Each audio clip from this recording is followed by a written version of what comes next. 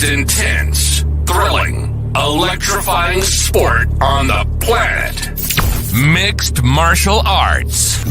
You've been looking for the definitive podcast to call your new home to hear everything about it. The search is over. This is the MMAnomaly Show. No filter.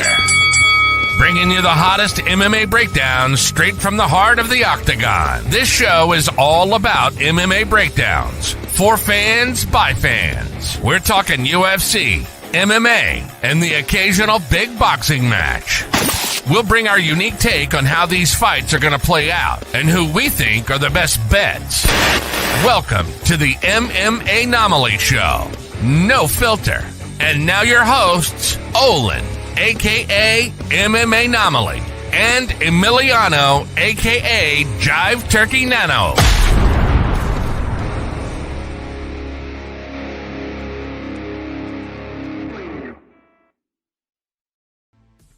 What is up, fight fans? Welcome back to another episode of the MMAnomaly Show, No Filter. I'm your host, Olin. As always, with me is the co-host with the most, Jive Turkey Nano. How we doing, brother?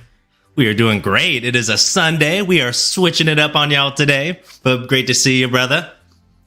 Just Sunday. Bringing the fun. That's, you stole it right from me, brother. There we go. We are simpatico already. Got the hive mind.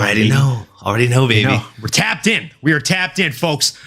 So we are live and we are ready to jive. As you know, UFC Austin took place yesterday, as well as a couple of other, low-key banger events. We had Ryan King Garcia himself just obliterating an opponent who's crying wolf, saying that it was an early stoppage, that he should have been given longer. I don't know, dude. Maybe stand up before 9 on the 10 count.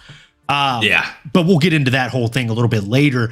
And we also obviously have to get into BKFC and just the absolute nightmare fuel of a post-fight interview that took place in that with Mr. Mike Perry and Eddie, the king of violence, the underground king, Alvarez himself. Again, folks, one hell of a weekend. And by the way, the UFC fight card, phenomenal. Oh and my gosh. Free. Yes. For having a week off, I mean, it felt like they were trying to give us making up for the lost time. I mean, my goodness, they gave us nothing but strong performances. We were going into this fight hoping for some good ones, and even the ones that maybe we were iffy on or didn't really know what the verdict was going to be like. Maybe we weren't as excited for some of these. Well, those might have been some of the most exciting fights on this card. I mean, my goodness, I was telling you before, I think this UFC Fight Night Austin might need to be renamed the UFC Slam Fest because, well, that's the story coming out of this weekend is the amount of slams. Pure violence, honestly, brother. Dude, you're not wrong. You're not wrong. I mean, you look down, you take a sip of your beer, you look up. Brutality. It's all over. I mean, it was wild, man. Like, we went from seeing just a handful of slam knockouts across the duration of the UFC since its conception to seeing multiple back-to-back last night. So, I mean, it was just a phenomenal night for fights. If you're a fan of violence, you had a good time. If you're a fan of skilled violence, you had an even better one. So with that being said, we are going to go ahead and jump right on into things, starting with the early prelims. Veronica Macedo, formerly now known as Veronica Hardy. Man, I got to be completely honest with you here. Veronica Hardy looked phenomenal out there last night. I thought she looked really, really good. Granted, her opponent outlanded her in total strikes. They weren't really doing a whole lot to Veronica Hardy. And Hardy, I mean, she controlled the pace of that fight. She, in my opinion, pretty handily won the first 2 rounds, just fighting a smarter fight. And Jamie Lynn Horth did what she needed to do in the third round. I would say probably she did get the third round on the judges' scorecards even, but it was one of those situations where it was just too little too late. She needed a finish in that third round. And man, I just don't know if it was possible over someone as game and as ready as Veronica Hardy. What were your thoughts on both women's performance?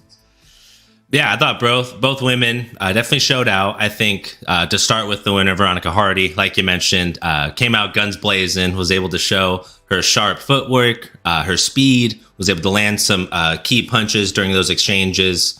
You could obviously tell that Dan Hardy made sure that her game plan was locked in and she stayed focused. And again, she looked really good out there for the first 10 minutes.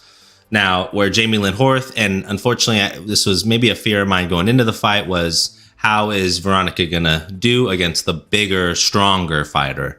And although she was doing great at fending her off, keeping her at distance, avoiding some of the majority of the heavy shots, and then again, using that speed and her footwork to really edge out the first 2 rounds, in my opinion. But Jamie Lynn Horth came out really strong in that 3rd round, and that's probably why we see a little bit of a discrepancy in the total strikes. Really, she started to try to pour it on Veronica in that 3rd round, and like I said, it was just a little too late. You would have loved to see her maybe get a little bit busy earlier, but it's easier said than done trying to get reads on an opponent where you don't know where she is, you don't know where to counter if you can't place her, right? So I think all things considered, Veronica looked good. I just think if she wants to continue to contend or make that next jump in her career, Veronica needs to get a little bit stronger. Because again, Jamie did feel to be the bigger girl there towards the end. Maybe not as strong with the fundamentals or just her fighting skills per se. But there's a scenario where, I mean, as you continue to climb in the rankings there, these girls are going to be just as strong, just as skilled, just as fast, you know, and how you're going to deal with that diversity. So I'd like to see Veronica get a little bit stronger and have a good answer for the strong women that are in this division, right? And as you try to maybe crack that top 15 of the women's flyweight. And that's where, for me, maybe it's just that's her next opponent is someone in the top 15 potentially, or someone else that could potentially be knocking on that door, because she's definitely got the name, she got the talent, she has time ahead of her as well. She's still young in her career, so would love to see her maybe get somebody in that top 15 as soon as possible.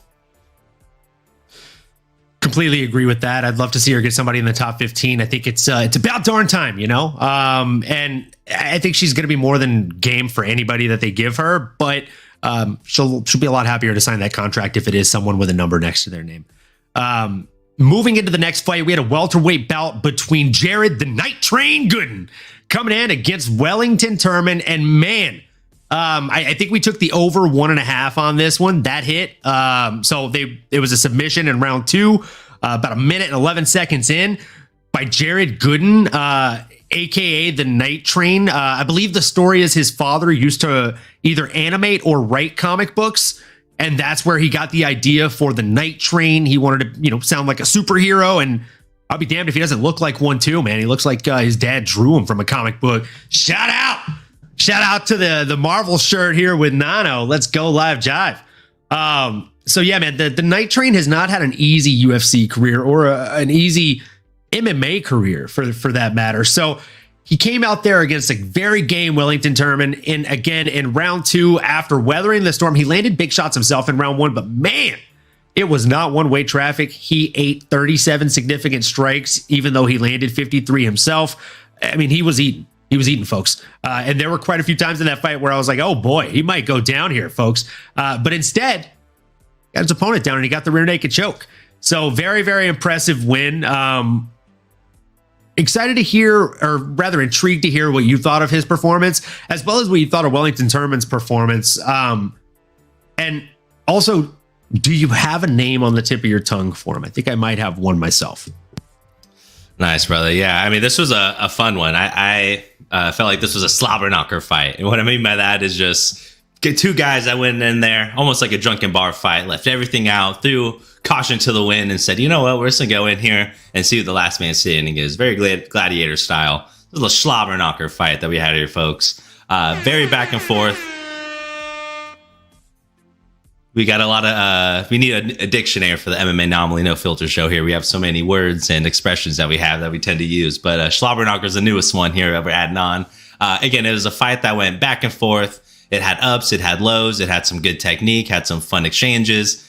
And although at times you felt Wellington Turman was determined to win this fight, Jared Gooden, man, nothing can stop that Night Train. And I think it almost felt like typical superhero fashion as I'm rocking the Marvel Avengers shirt here, the OG version.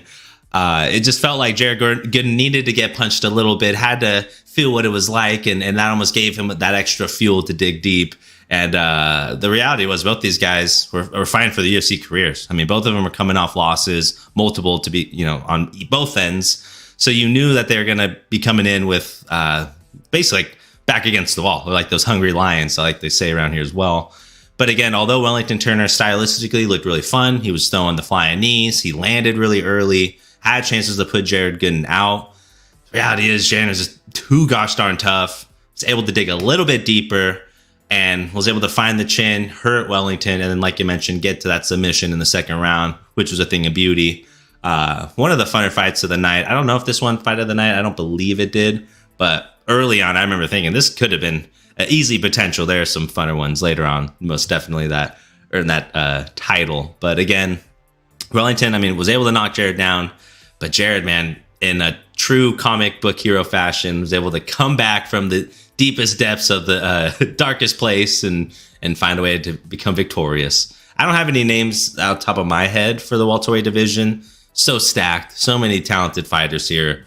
I mean, you could throw these guys, throw their hats in the ring, and I'd be okay with any of the top 25 guys. But curious to hear who you have, brother. What are you thinking? So, I mean, there's a couple of different names that I think really do make sense. If you really want to feed him to the wolves, you can throw him to the top 15, but I don't necessarily know that that's the move to make right now.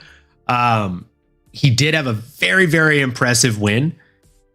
Somebody else that just had a very impressive win as well, that's kind of right along their way of breaking into the top 15, is Michael Morales. I'm not mad at that fight. I think Jared Gooden versus Michael Morales would be kind of a slugger's delight. He's on a 3-fight win streak right now over Adam Fugate, Max Griffin, and Jake Matthews. We most recently saw him beat Jake Matthews, just a week ago. So, I mean, the timeline matches up pretty well. He doesn't have anything lined up or matched up necessarily right now. So, I don't know. I think that's a rather fun one. What do you think? How do you think that? Do you think that that's a good matchup? A, and if so, how do you actually see that one playing out? Yeah, brother. I mean, I think it's an extremely fun fight. I mean, you're talking about two absolute savages, two beefy individuals here that are looking to get a finish one way or another. Stylistically, I mean, I think it's tough for both of them. Again, I mean, what we just saw from Jared Gooden, this is someone that can weather the storm. So you can't necessarily blow your load early. You got to be able to fight smart and stay disciplined for the full 15. But I mean, it's hard to, maybe it's just like recency bias, but when you see somebody that was able to look as good as Jared did in terms of his recovery and being able to dig deep and find a way to get rid of a tough opponent in front of you, almost leaning that way. Maybe it's a little recency bias, like I mentioned, but either way, sign me up. I don't think anyone would argue with that one.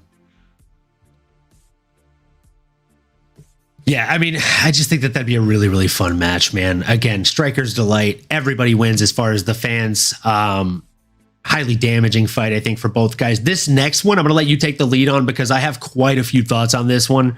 Some good, some bad, some ugly. But more than anything, I'm curious to hear how you feel about that fight before I kind of sway your opinion at all. Yeah, brother. I mean, it was definitely another fun one, another slobber knocker, we could call it, where both guys are getting thrown down and it's rock'em sock'em robots in there, as Kenny Florian so famously coined with his call with John Anik back in the day. But Rodolfo Bellato, the guy that came in a very heavy favorite, the guy that on paper looks extremely scary. I mean, his picture, everything about him, his presence, dude looks like nightmare fuel. And he got stung early by Ihor Potieria. I mean, this was Ihor's fight to lose at that point. I mean, he was able to starch him. Rodolfo was a bit loose with his hands, right, a little bit low, and just lackadaisical with the defense. And Ihor took an advantage of that. Now, there's going to be a lot of questions. Did the ref give Rodolfo maybe too much of an opportunity? Was there a potential chance to have there be a stoppage? Potentially. I mean, these are big guys. I mean, they are light heavyweights, so you can obviously expect when they're throwing leather that everything's going to be impactful. So I would say you almost want to give them a little bit extra benefit of the doubt. Maybe that's wrong for me to say, or maybe that's just the violent side of me that says, hey, you know what? Like, every shot can potentially flash knock you out. But let's see if you're actually defending smart.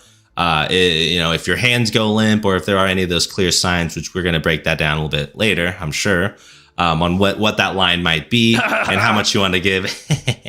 Spoiler, the fighter there, but not to get too sidetracked. Rodolfo, although he was knocking on the door to getting kicked out of there, he bounced back, man. He resurrected like Frankenstein, like the monster he is, and somehow managed to get it back in the second round, recovered. I don't know how. And found a way to get some leather on Ihor's chin and put him out of his misery and knocked him out, which was not an early stoppage at all. Again, these are some big dudes, and it felt like Ihor, although, maybe was thinking, hey, I need to conserve some energy. I don't want to blow my load here. I don't want to completely empty the gas tank because this is a big individual. I don't know what's going to happen. And you almost wish he would have emptied it a little bit more, maybe showed a little bit more violence, made it more obvious for the judge. But all you gotta do is give him a little wiggle room. Again, if you're the guy that's eating all these punches, if you're moving, if you're looking intelligent, as a ref, I'm gonna give you the benefit of the doubt there. Give me a reason to get you out of there.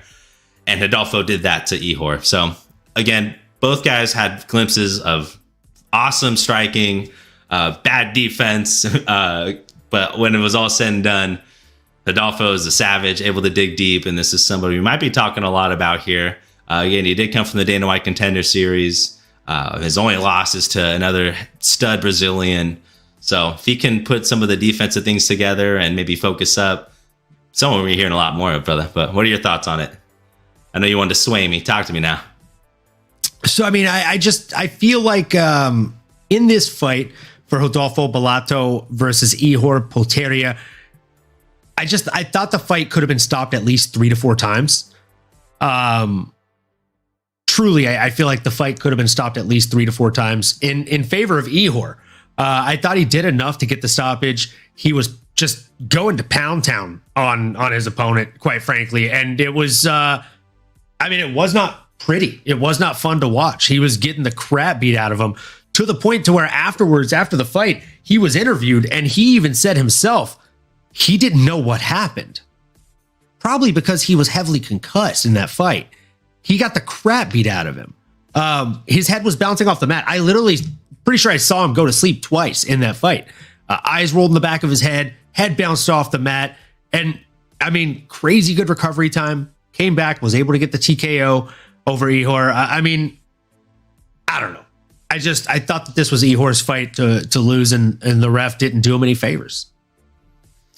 Yeah, I would agree. It definitely was not consistent treatment throughout the entire card, and there are different judges involved. Sometimes these things happen. Again, it is the human error. These things, it's a literal judgment call. Like, he has to be the one to make that determination. And yeah, like you said, he was getting poured on in terms of the strikes in that first round. Ihor landed over 42 strikes, 37 of them being significant, to Rodolfo's 18 significant strikes. So it definitely was one-sided.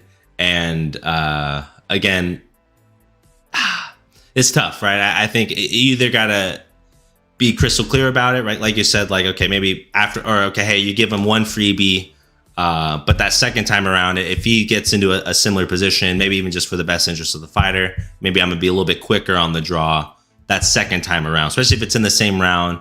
Right, maybe he gets back up. Okay, so be it. But then you get dropped again, and now you're getting pummeled. And there's some hard shots. You're up against the fence. I might be a little bit quicker that second time around. Right, fool me once, that's on me. But yeah, it did feel like not enough consistency on the judges there. I'm sure Dana White will have some things to say about it, or at a minimum, I'm sure. That's going to be a talking point, unfortunately, coming out of this weekend.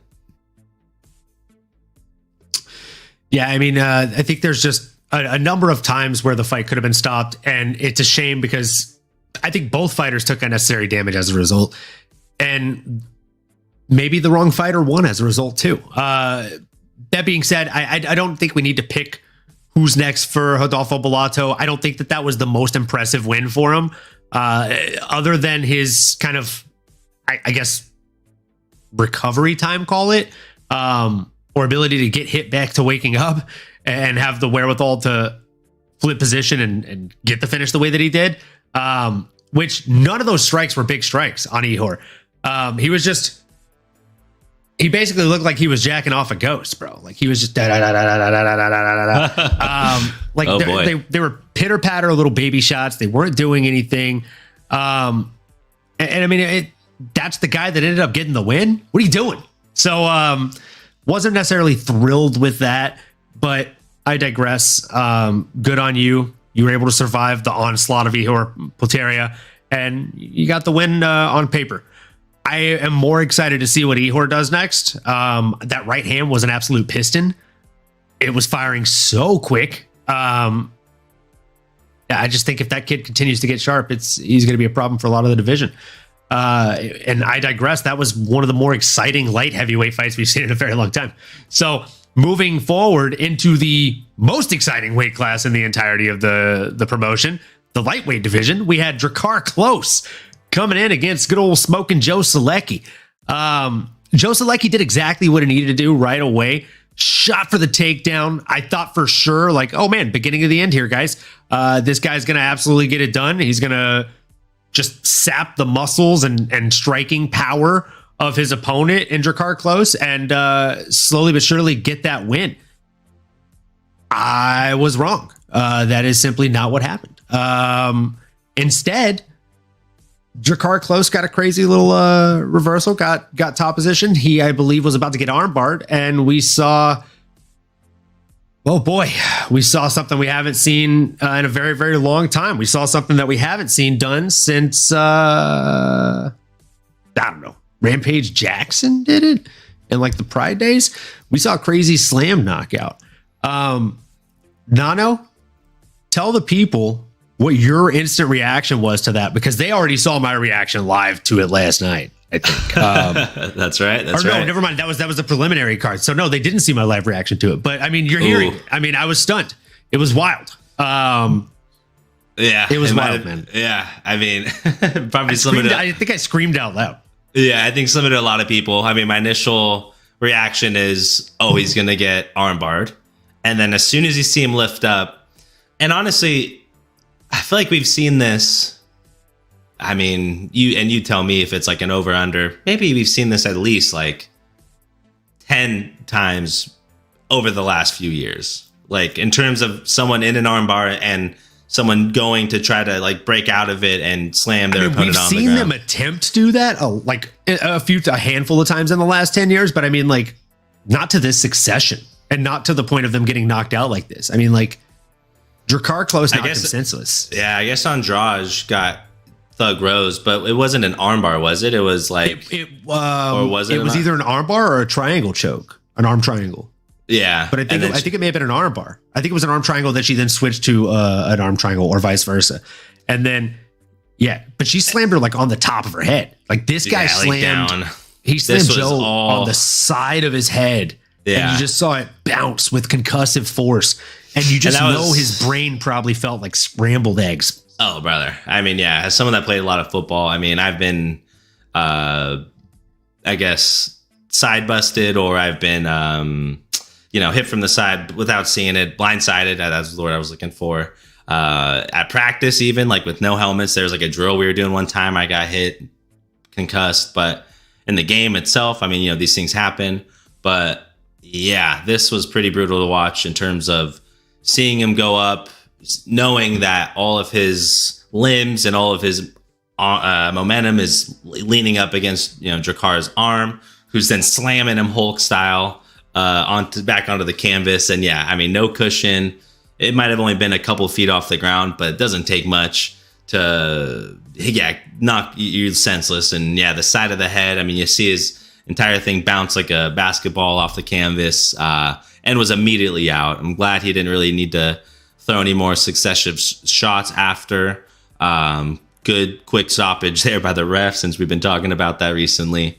And yeah, I mean, all things were feeling like Joe Solecki was going to find a way to get this one done. It just felt like he was getting the momentum, was a little bit sharper on the feet. And then we knew once he was getting him to the ground or in the clinch that he was going to try to throw something up. And Drakkar, man, talk about a Hail Mary that somehow hits, right? This is what it felt like. It's like watching a Hail Mary pass or a full court basketball shot or a buzzer beater goal. It was one of those moments where you're just, oof.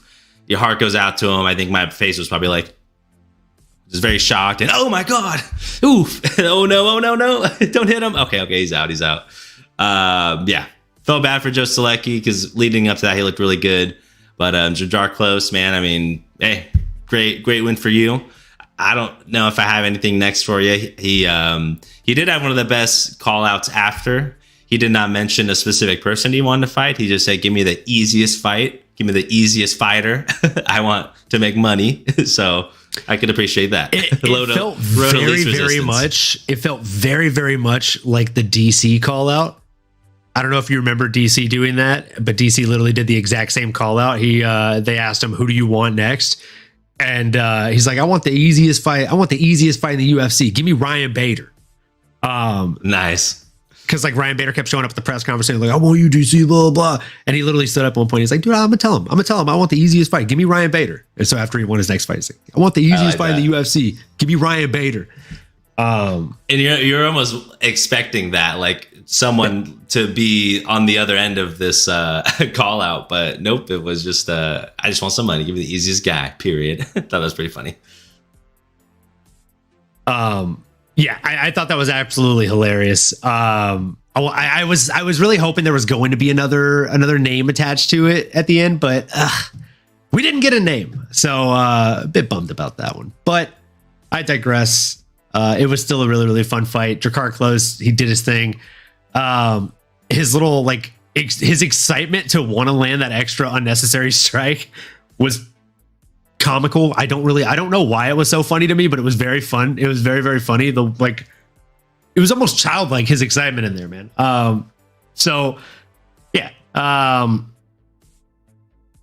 Man, this next one is one that I know you were excited about because you have a kind of a man crush on Reese. And I know that this probably couldn't have been the funnest thing in the world for you to watch.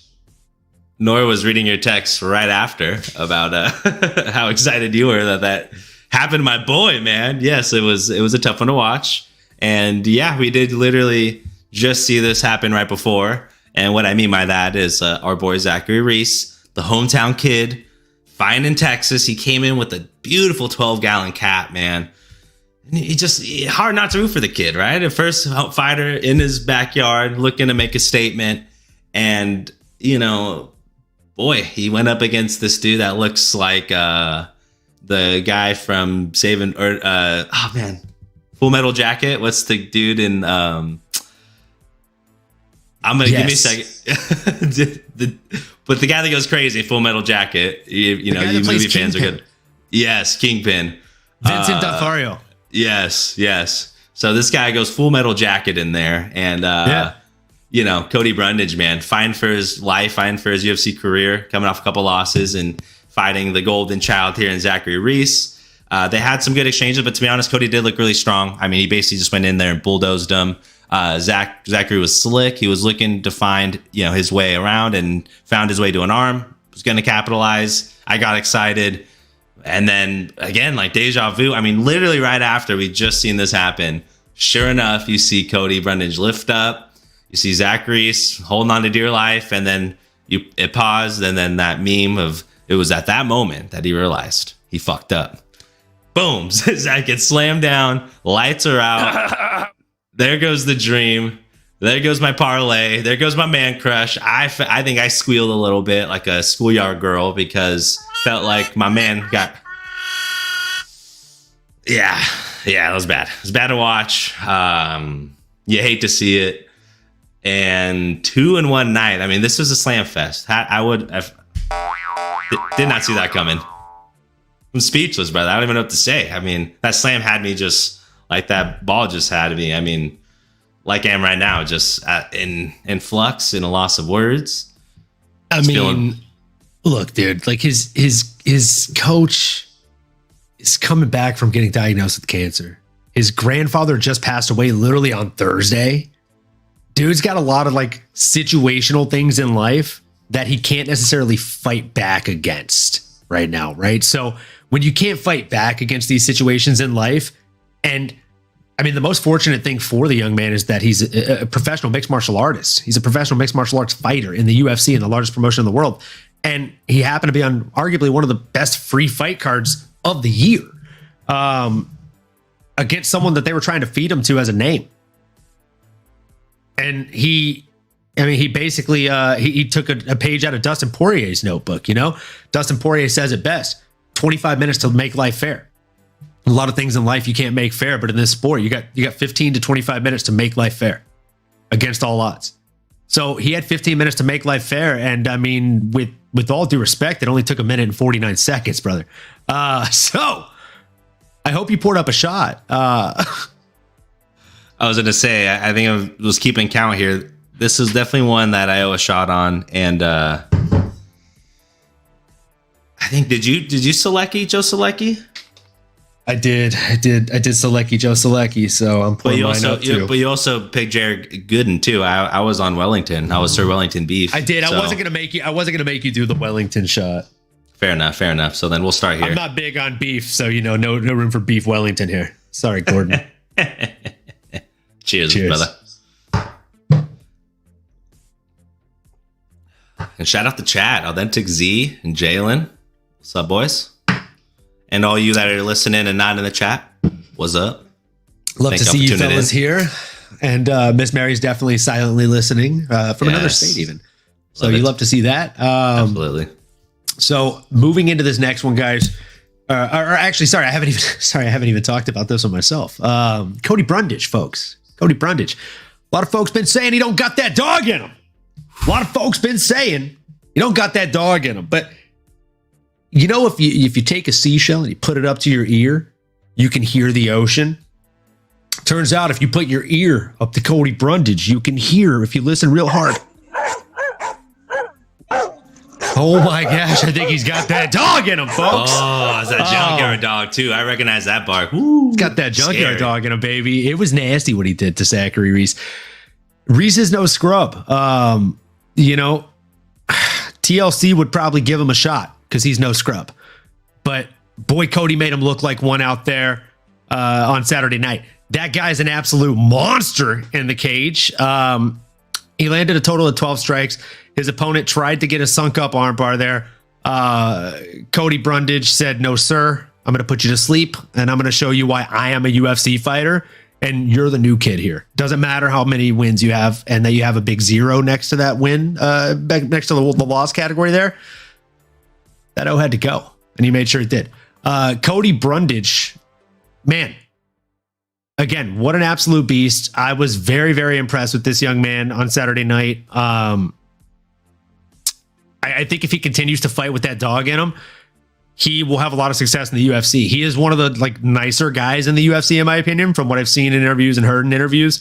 And more often than not, the nice guys don't typically do very well in the UFC or in mixed martial arts because you have to have that nastiness in you, right? And I think we saw that nastiness maybe for the first time in him on Saturday night. Like to see more of that. Oh man. So I have 2 names on the tip of my tongue. I'm going to give you the chance to go first here. And I'm curious to see kind of how far up the ladder you go with yours. Oh man. Yeah, I may not be going that high, brother. I'm probably still low on the ground surface here when I'm looking at this really stacked middleweight division, brother. I mean, there are guys that still aren't even ranked. Someone like if you're going to do it one way, do it Joe Pfeiffer's way. A big name, but someone that still is not even in the top 15 yet. Maybe someone like that or Brad Tavares. I mean, there are a lot of fun names. Michel Pereira. Stop. Are you saying Joe Pfeiffer? Joe Pfeiffer was on my short list. Really? Yeah, he's on my top 3. Because it could potentially be like kind of an eliminator fight on who can. Yeah, definitely dogfight. It'd be a dogfight and a 15 eliminator. Exactly. I think whoever would win that fight would replace whoever number 15 is on the top 15 at that given moment.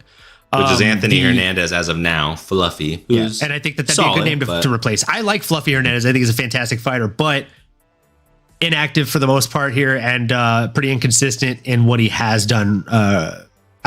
Recently he got the win over Edmund Shabazian. He got the win over Marc-Andre Barriault, and he got the win over Josh Fremd. 2 out of 3 of those names are okay, and the other name is pretty inconsistent in his own right. So, I mean, I'd like to see him stay more consistent. I'd like to see him fight a little bit more often, and I'd like to see... honestly, I mean, like, that wouldn't be a bad fight for him. Anthony Hernandez, if we wanted to pole vault him into the top 15 and see what he's made of. But outside of that, the other 2 names that I had on my list here are, if Kelvin Gastelum decides that he wants to go back to middleweight, that'd be a fun matchup for him. Kelvin Gastelum versus the little pit bull that we saw out there in Cody Brundage, or Andre Muniz. I think that that's a lot. another really fun matchup.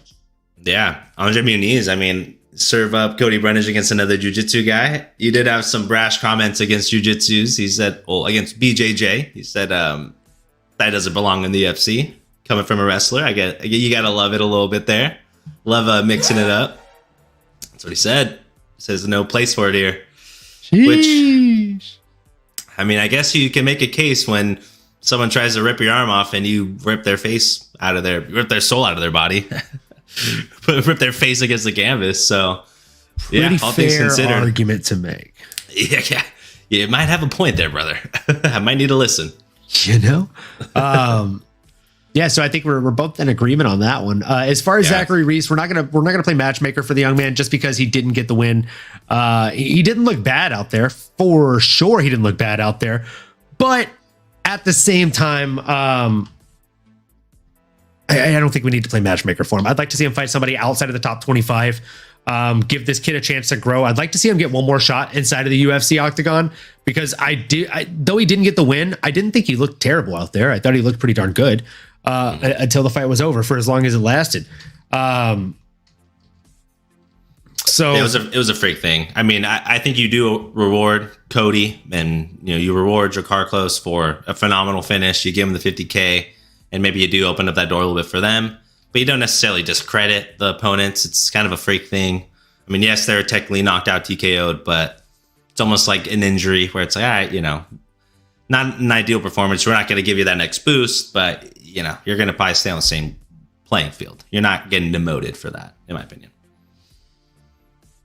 Yeah, I mean, completely agree. So moving into the next fight here, I've been sipping on my chaser like it's just delicious soda like it is instead of a chaser. So I'm gonna have to run to the kitchen and grab some more of that, because pretty sure I bet on Julia Avila here. And while I'm doing that, I'm gonna go ahead and let you take the lead and tell the people how you felt about Miesha Tate's performance on Saturday. Oof, boy, Miesha Tate. I mean, what a performance, and what a throwback to vintage Miesha Tate. I mean, if you wanted to see somebody have the ability to rewind the clock and showcase a version of themselves that you might have seen a decade ago, that's what Miesha Tate did on Saturday. Absolutely dominant. Right from the jump. I don't think it took more than 5 seconds for Miesha Tate to get in the center of the octagon and to shoot forward and to try to take Julia down. And boy, she did that, and she did it often. She did it again and again and again. It was just all around an absolute clinic. I mean, starting in that first round, she got the takedown, only needed one of them. And from that top position, controlling for, I guess, maybe 4 minutes of it, landed 50 strikes, 16 of them being significant. And it just really felt like Julia was just swimming in quicksand. I mean, she had no answer for Miesha Tate's pressure in terms of the technique itself. I'm sure this is probably where Mad Max's expertise would be really vital to break down a little bit more what she was doing.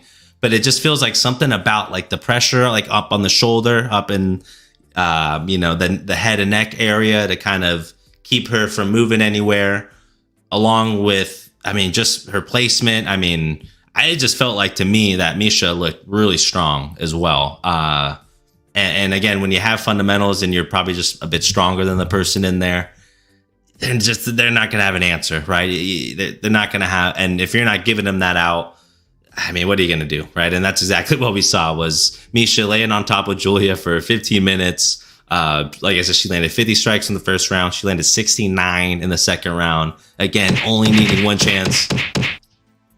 at that takedown, and then finally got the submission there early in the third, which again, it was a clinic. I mean, Miesha Tate looked like the vintage and the Hall of Famer that we're going to be seeing here, and someone that is very exciting to watch and just has all the skills and all the makings of a champion, even at this stage in her career. That was really exciting and what impressed me the most. And man, I mean, she looked good. And, you know, as Lawrence Senko would say, that dump trunk was dumping. So I'm going to end it there, and curious to hear your thoughts, brother. Gonna go ahead and jump in the chat here real quick. Authentic Z throwing out Miesha domination at what, 38? Dope to see her winning in this era. I completely agree, Z. I think it's always fantastic when we do get the chance to see, you know, the kind of not even champions of yesteryear, but the contenders of yesteryear beating up and comers of this year, of these days, right? And you would think that I maybe would have, I don't know, bet on Miesha Tate instead of betting against her here, but I digress. What ended up happening? I bet against her. If you look to my left here, right above me, that's Miesha Tate in that poster right there. So got her on the wall, still bet against her, and that's why we drink. So, you know, this is what we do. I get it wrong, so I pay the price. While I'm doing this, though, I will go ahead and let you know I thought this was arguably one of Miesha Tate's best performances in the past 5 years. She looked better than she usually does, and that's really truly saying something here, guys. She's an absolute beast. She landed 127 total strikes to her opponent's 11. So I think Z said it best: domination. Just absolute domination from pillar to post, from bell to bell. And she made it look easy, guys. She got the submission 1 minute and 15 seconds into round 3. And up until that submission, with all due respect, I feel like she was playing with her prey. I feel like she was playing with her food here. It was, she just made it too easy. She made it extremely easy to just enjoy the onslaught that she put on. So I'm here for it. If Miesha Tate really wants to continue fighting at this point in her career, I'm here to watch. And if these are the types of performances that she's going to be putting on, again, I'm here to watch. And not only that, but I'm probably here to enjoy. What is next for Miesha Tate now, though? It's, you know, we're talking about the bantamweight division here for the women. There's a lot of different places that this can go, but since you got it right, I'm going to let you take the lead on this, and I'm going to do the shot out, because as we like to say here on the MMAnomaly Show, no filter, a debt made, a debt. I love that, brother. And I'm pouring my shot up as well, because as you also know, around here, we don't let our friends do shots alone. So salute to Miesha Tate. And this is just me giving her flowers, because absolutely incredible. And I think she earned a bone here. Pardon me as I take my shot. I think she needs to run it back with somebody that she beat back in 2016. I think that she needs to go in there and fight not someone of the todays, okay? Miesha Tate's a Hall of Famer. She needs to fight someone of the yesterdays. That makes you want to say, yay. Okay? I'm talking about someone that's ranked 5th in this bantamweight division that is wide open with no Amanda Nunes. I'm talking about a Holly Holmes on UFC 300. Miesha Tate, Holly Holmes, baby. Sign me up. UFC Dana White wants it. The people want it. That's a fun stylistic fight, ladies and gentlemen. Two of the greatest women.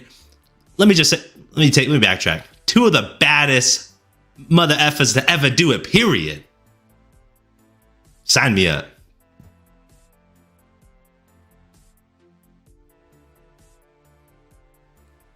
Oh, I see your lips moving, but I don't talk to me, brother. Ladies and gentlemen, Jive Turkey, give it up. Man is alive. He's live and jiving right now, man. And you love to see it.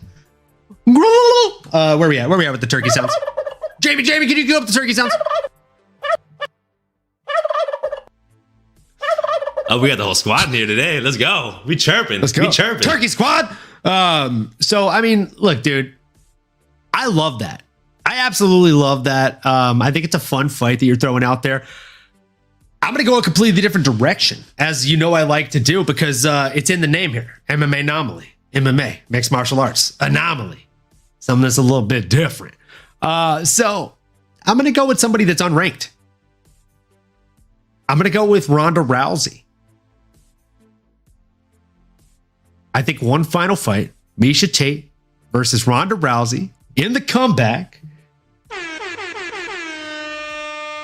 for all the marbles. Wow. I didn't know we were talking people off the roster. You know, that's a damn good one. At UFC 300? Is that what you're thinking? Yes, dude. Ooh. How'd you know? I mean, brother, that's the only thing. That's the only way. Sean Shelby and them looking for Ronda like, Where are you? Oh, I'm so sorry. I mean, you gotta know that WWE is not gonna be mad at them sharing roster. They're part of the same team these days, folks. Oh, baby. She's only 36 years old. I just Google searched Ronda Rousey's name just to see what buzz is going around. According to TMZ, as of 2 days ago, she's not joining AEW, which I'm assuming is a wrestling organization. It's the rival organization of WWE that is owned by Tony Khan. I don't know why I know that. That's a fun fact, ladies and gentlemen. Owen's full of them. So, hey, I mean, not re-signing in the WWE, that could potentially open a door for the UFC. I mean, hey, you could focus on being a mom, but all you need is a 8-week camp. What are you thinking, brother? I'm thinking exactly what I'm pointing to. Ronda Rousey versus Miesha Tate. Oh, I would be fine round with 4. either one. Okay. Oh boy, let's get it. Let's go. I want it, dude. I want it so bad. That's a good one, what I brother. want. That's a good one. I'm excited about that one. I think that one would be a lot of fun. And with that being said, man, that's it. That's it for the preliminary card. And now it's time to move into the main card. It's time! For Pruda Haley Soriano versus Dustin Stoltzfus. My gosh. Dude, we took the under on this one and we were wrong. I think we both take Pruda Haley Soriano on this one? God damn. Yeah, and I think most of America did. Okay, he was a heavy favorite, and Dustin was coming off. I think he's 1-5 or 1-4 in his 5 fights in the UFC. So, Do you know who the one was over? One of my favorite coaches at American Kickboxing Academy that I trained with, Dwight Grant. oh, geez, did It not know sucks to that. see it, but Dwight hurts. rocked him like twice before he got knocked out.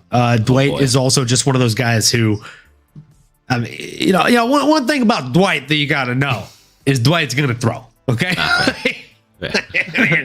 maybe to a fault. So Fair. if you haven't seen that fight, I would actually highly recommend watching that fight. Do a quick, have to, yeah. rewind there, and go get a load of that one on UFC Fight Pass. It was a fantastic time. And with that being said, a bet made, a debt paid. Man, Boy. it's gonna be a long night. Yes, great performance, Dustin. And not much more I need to say other than he was able to weather the storm. I thought those shots were going to be too much for him, but he ate them like, I don't know, like a snack, and kept it moving and put it on Soriano, man. I mean, he actually won that end of the first round. Although he was losing for 4 minutes and 59 seconds, I do feel like, and I say that because he dropped Soriano, Dustin did, right at the end of the first round, which... Yeah, he did. It feels like although someone can be winning or drop someone in the beginning, if I'm going to score it one way, I think I'm going to give the 10-9 to Dustin in that scenario because he did it towards the end of the round. Like he was the one picking up steam and was able to come back and hurt Soriano, right? There's something about doing it later in the fight to me. If you have to pick someone, right? I mean, unless you just judge that to 9-9, which I don't think you would really do, right? If you have to give the 10, maybe you give to Dustin because he ended the best. He was able to drop his opponent. So he stole that round, in my opinion. And then he came back and left the judges out of it and found a way to use that submission game that's phenomenal. And hey, he's a savvy veteran with some skills. And it's anything can happen, right? I thought Soriano had the puncher's ability, but yeah, he obviously needs to hit the drawing board a little bit. And Dustin's, he's a guy, man. He's here to stay, brother. We definitely were maybe disrespecting him a little too much here. So not sure what's next, but definitely earned his seat at the table, I'll tell you that much. Yeah, I mean, I think everything that you said is 100% on point, on par. The one kind of caveat that I would add to that, or extra layer to the onion that I would add to that, is, this was truly a matchup on paper of power versus power, right? But in the octagon, it turned out to actually not be that much of that, right? It ended up in turn being power versus volume, because one man literally threw twice as many strikes. He threw 140 strikes compared to 76 of his opponent, and that's why he landed 78 compared to 33 from his opponent, right? So you had Dustin Stoltzfus literally throw almost twice as many strikes, and he landed a little more than twice as many strikes. And that's also the same case with significant strikes landed and thrown, right? 123 significant strikes thrown, 73 significant strikes thrown for Punahele Soriano. So you've heard me make this analogy probably a long time ago when we both worked for Yelp on the corporate side. I guarantee I made this exact analogy, I think, after the first time you came over to watch fights at my place. And that analogy is, this was the case of the Hemi versus the Prius, right? And we're not talking about a quarter mile here. We're not talking about even a mile. We're talking about a world race. We're talking about essentially a long fight. The Prius doesn't have the acceleration of the Dodge Ram with the Hemi. It also doesn't have the top speed of the Dodge Ram with the Hemi. But what it does have is a much more efficient engine and a much more efficient gas tank just in general. And another thing that it has is it's a little bit lighter on its wheels in that case of the cars. In this case, a little bit lighter on their feet is Dustin Stoltzfus. Now, he threw his strikes with less kind of like pressure and stress behind them. I will tell you this about myself. You already know this. Some of the listeners might not know this. I competed in one tournament. It was a Muay Thai tournament. I was in the beginner's wing, obviously, because it was my one fucking tournament. Went against a guy that I know for a fact had like 4 years more experience than me. I got wrecked. He was also like 32, 34 pounds heavier than me. There was a 35-pound gap between the beginners' different weight classes. And with my equipment on, I weighed in at the very bottom. With his shorts on, he weighed in at the very top. So it was not the best day in the world for me, if I'm being completely honest. But I digress. I learned a lot that day. And the time leading up to that and the years after that, I've trained since that as well. And one of the things that I've learned is it's not necessarily the prettiest strikes or the best strikes that end up succeeding or winning fights. Oftentimes, more often than not, it's the more relaxed striker or fighter that wins these things. Now, because it was my first tournament, no disrespect to my opponent in the only tournament I was in. No, for a fact, it wasn't his first fucking rodeo, kids. I'm going to call a spade here. My boy helped me warm up. I was gassed before the fight even started, to be honest, because I think I overdid it in warm-ups, which, if you've ever fought, you know that as a new fighter, this is something that happens. And I learned that, right? Like, I don't think that I'm like the buffest guy in the world, but I do think that I like am large for the weight class that I was in. So seeing Punahele Soriano compared to his opponent, Dustin Stoltzfus, the way that they throw, right? Punahele Soriano, he like if you're watching the video, if you're only listening to the audio, I apologize. I'll try and do a good job of kind of visually explaining this audibly. But essentially right now, like, I'm literally flexing, right? So you can see my forearm tensed up. You can see my bicep tensed. This is how Punahele Soriano fights. He's literally flexed and tensed the whole time. He's here. And this is fucking exhausting. It sucks. That's how I was in my tournament. It was the worst. Like after like 3 minutes, I'm like, it's not a good feeling, bro. I can feel my heart pounding out of my chest. But like, not to mention the first 10 seconds, the guy hit me so hard with a leg kick, my knee bounced off the mat, and I can't plant on my lead leg. Like it's just the worst feeling in the world, feeling like you're on one leg. I felt like Peg Leg Pete, bro. I should have been a fucking leading a ship, not fighting in a fucking Muay Thai tournament. I had a peg leg. So I digress, man. Punahele Soriano, this guy, he just fights so tensed up. While Dustin Stoltzfus, he's loose and he's very elusive, right? And do you know what a main part of the word elusive is? I already said it. Spoiler alert, loose, right? He's very loose in his movements. He's very untensed. So what that means is he's able to roll with punches, and that's why Punahele Soriano, I mean, even though he threw 76 strikes, he landed at a 43% clip, which is solid. I think the man usually throws more, even with those Hemi like muscles, right? Like he like muscles up and throws a lot. But it's also defeating when you're throwing these shots, and even when you're hitting, you don't feel like they're doing a ton of damage because the guy's somewhat rolling with it. He's very loose. Think of a car accident, right, Nano?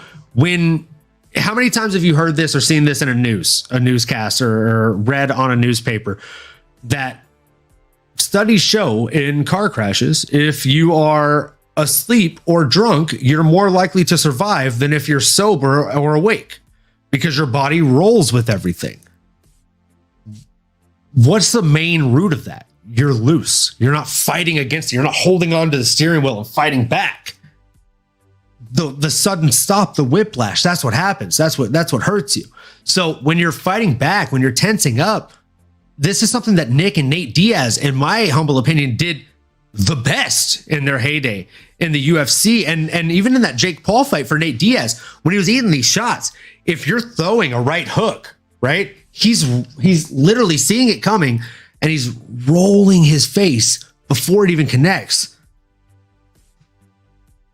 So that way it looks, I mean, visually, it looks like a fucking Rocky movie because he's like, right? He's like throwing his head sideways. And there were times where he went into the ropes, but there wasn't a lot of times where our old boy Nate was actually in danger's way, right? So I think that's something that Dustin Stoltzfus, even though he doesn't have the most winningest record in the UFC, something that he's done well. And by golly, it's something that I'm excited to see him continue to do. So he got it done. Middleweight is it's a pretty solid division in my opinion. It's nowhere near the caliber of lightweight, obviously. Is there a name that you have on the tip of your tongue here for him? Excuse me. No, I mean, that's the thing. Middleweight, like we were just talking about, I mean, the top 25 is a complete murder's row, you know, and we're talking about people that are already knocking on that door.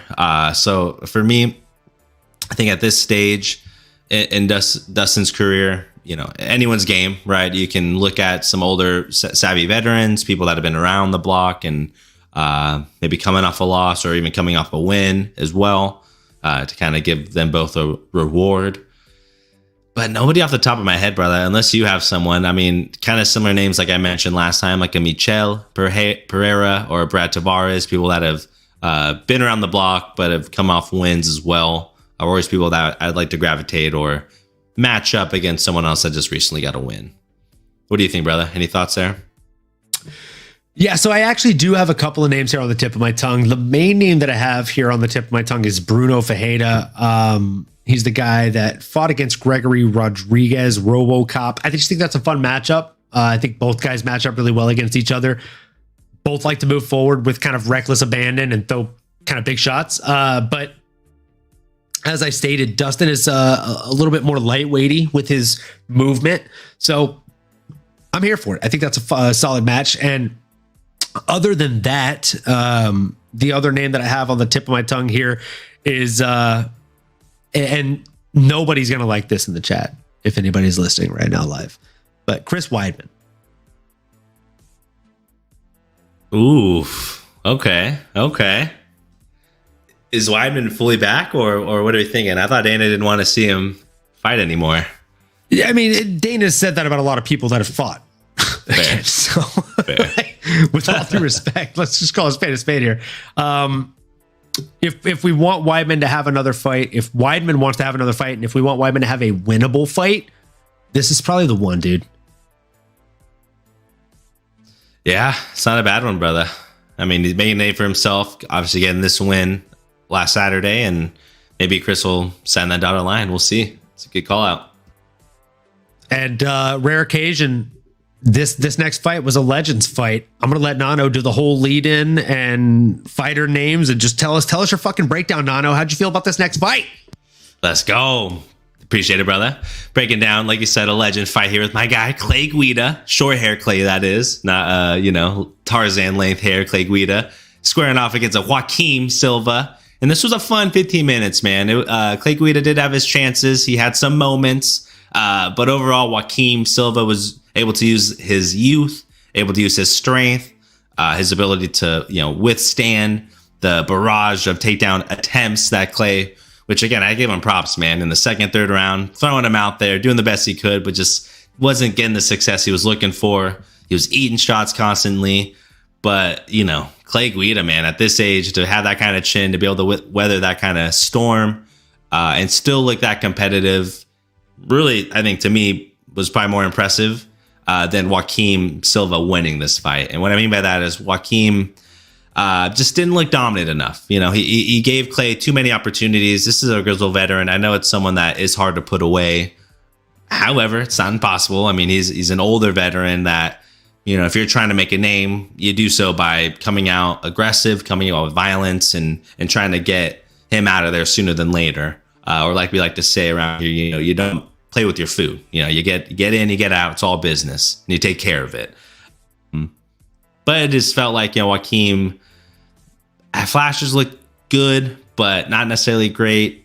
He's in a lightweight division that has a lot of talent. I mean, yes, he did just fight Arman Sarukian, who absolutely balled out in the main event.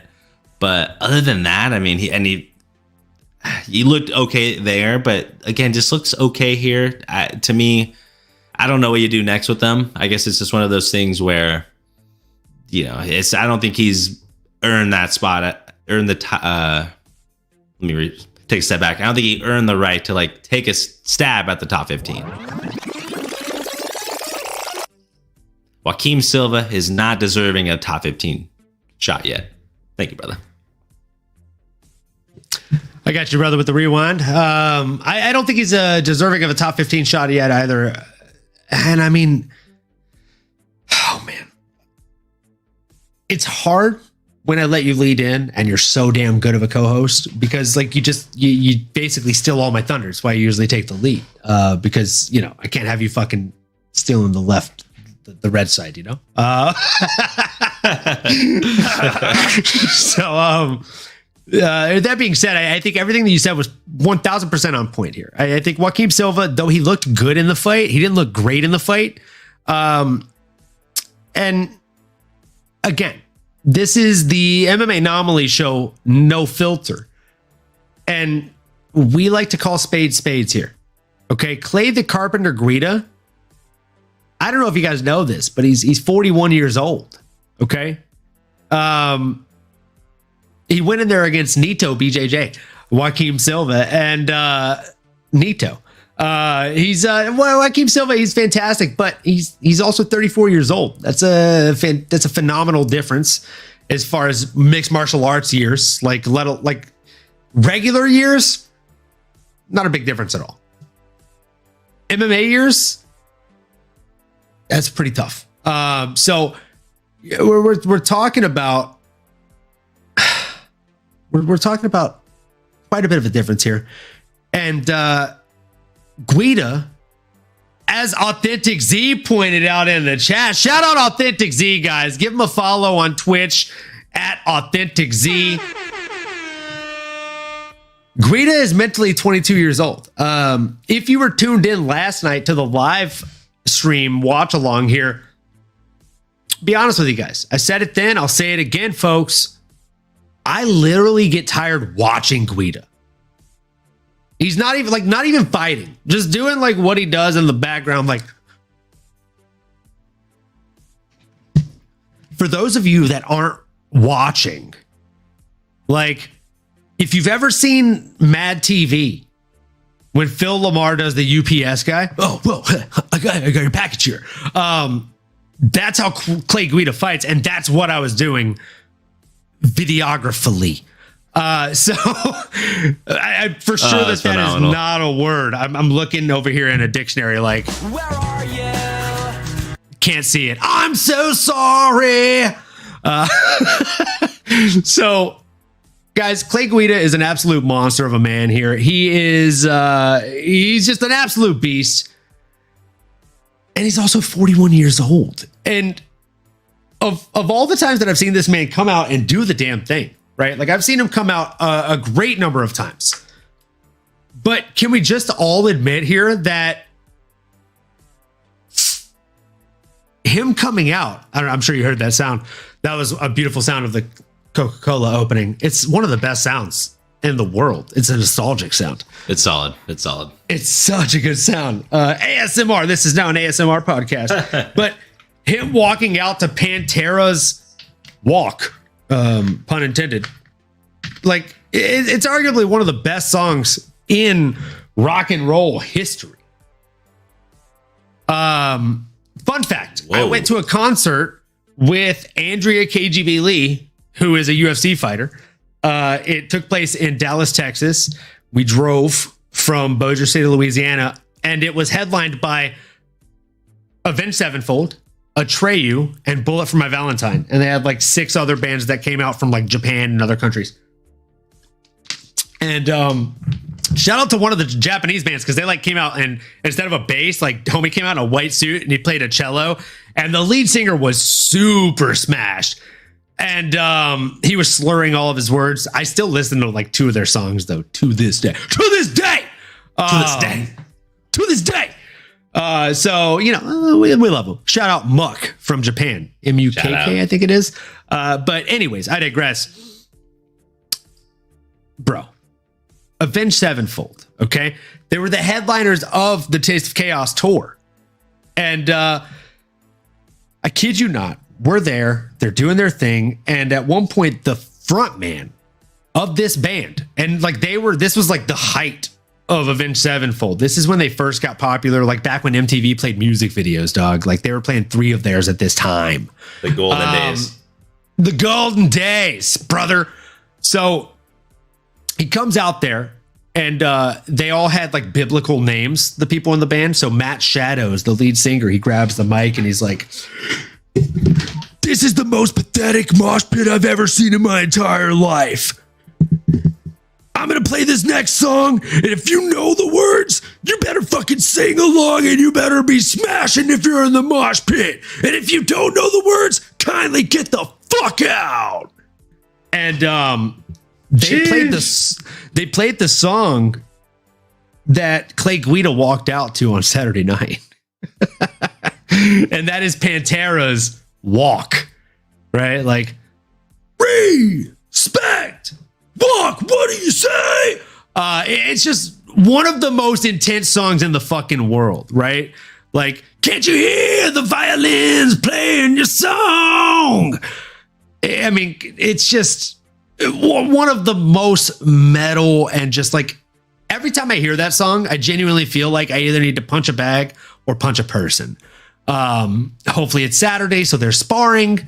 Otherwise, your boy's getting in trouble. No, I'm just kidding. Dude, I was listening to that song right now. Oh my gosh. Dude. I mean, like, to put it into perspective, guys, the album that this song is from is literally called A Vulgar Display of Violence. And I have a Twitter post that, thank you, I have a Twitter post of, I think it's John Jones punching Alexander Gustafson's face, and it's that exact frame. They basically Oh my gosh. recreated the Pantera album cover. I'll have to post it up after this with a clip here. He's shout gotta out- really be getting punched in the face there, right? Oh, dude, facts. Yeah. Like, Oh my God. that's from a mosh pit, I think, from one of their concerts. And if you want to see an even crazier song, Nano, you're gonna stay in this podcast after we wrap up today, and I'm gonna have you play this so that way you can see it live. They did a tour, and they have one of the craziest crowds I've ever seen in my entire life. And they did this song called Domination. Rest in peace to Dimebag Darrell, one of the greatest guitarists that ever lived. He invented different styles of guitar for metal. And like, it got so out of hand at this concert, they sent cops in, and the frontman from the band was like, "There's more of you than there are of them. Fuck these cops up." It was wild, bro. Like, there were tens of thousands of people in this thing. It felt like it was just waves of people. And Dimebag Darrell, of course, is known for smoking a dime bag before he goes out and performs. He's an absolute beast. Back when there was a major stigma around the plant. And again, rest in peace, Dimebag Darrell, bro. You died doing what you love. You're an absolute beast. And jumping back into the fights, Pantera.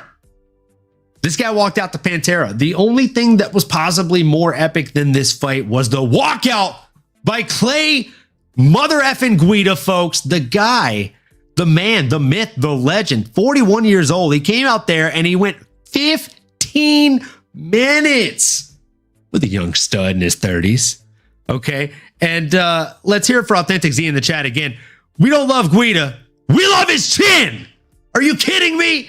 The only thing I would disagree with here is we do fucking love Guida, but we also love that chin, bro. The chin just gets a separate layer of love. Oh man, I absolutely loved this fight. This fight was Money in the Bank. If there was ever a Money in the Bank fight, this is it. Okay, this was such a good fight. This was such a fun fight.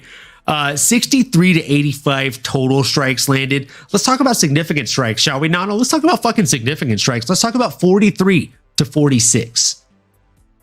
Let's talk about a 3-strike difference. Oh, and let's talk about the fact that the guy was that was, like what?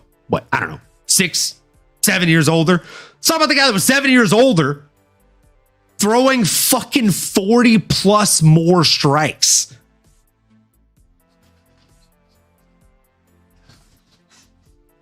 Oh, it's like me versus you, doggy. Let's go. Let's go.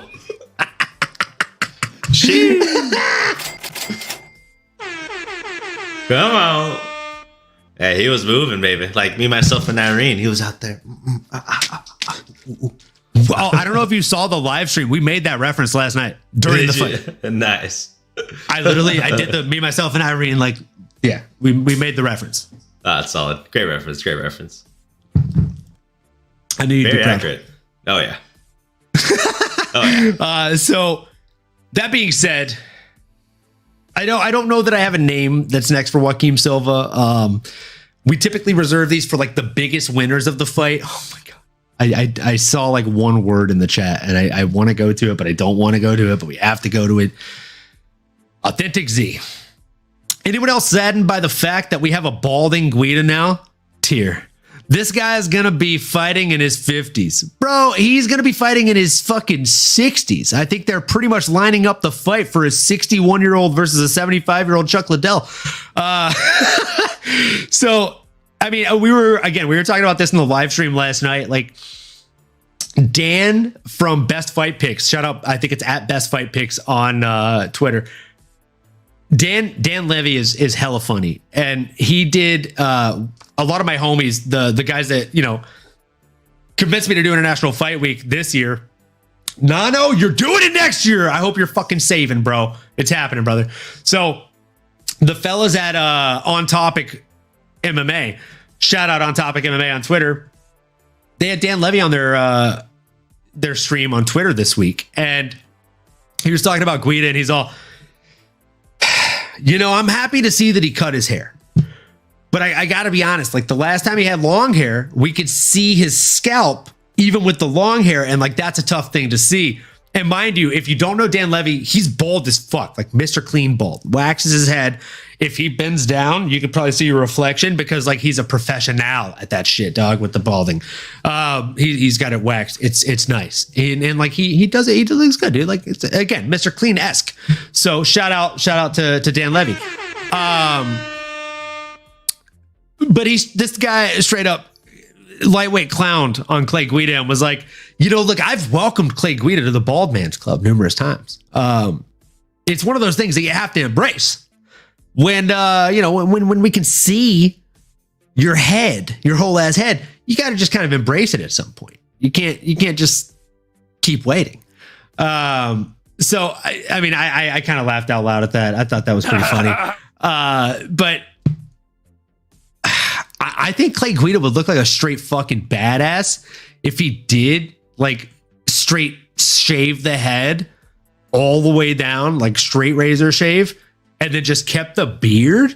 I think he'd look like a fucking like a lightweight Spartan.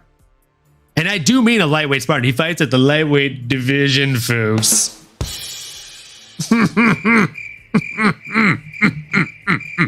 Nice. You know what I'm saying? So I think it'd be a good look for him. I agree. Did you have another fight for Joaquim Silva lined up or nah? Nah, forget about it. I forget about it. I didn't feel like he was one of the bigger winners. Talking about bigger winners here, we got to move into this next fight here, guys. The absolute just domination of Kelvin Gastelum from pillar to post against Sean Brady. Who did we have in Did we both have Kelvin Gastelum in this one? Yep, pointing my shot, brother. Because it was a bad night, dude. It was a bad night, man. It was a bad night for pigs. I honestly think that like I'm just gonna change the music real quick because I feel like it's as Jorge Masvidal would say, it is super absolutely necessary, super necessary here. Turn it up. Brutal. Ladies and gentlemen, boys and girls, fight fans of all ages, shapes, and sizes. We got to call it like it is here at the No Filter podcast because we are called No Filter. This was probably the worst we've ever done on picks collectively. There's oftentimes weeks where one of us will win and one of us will lose. Again, let's call a spade a spade.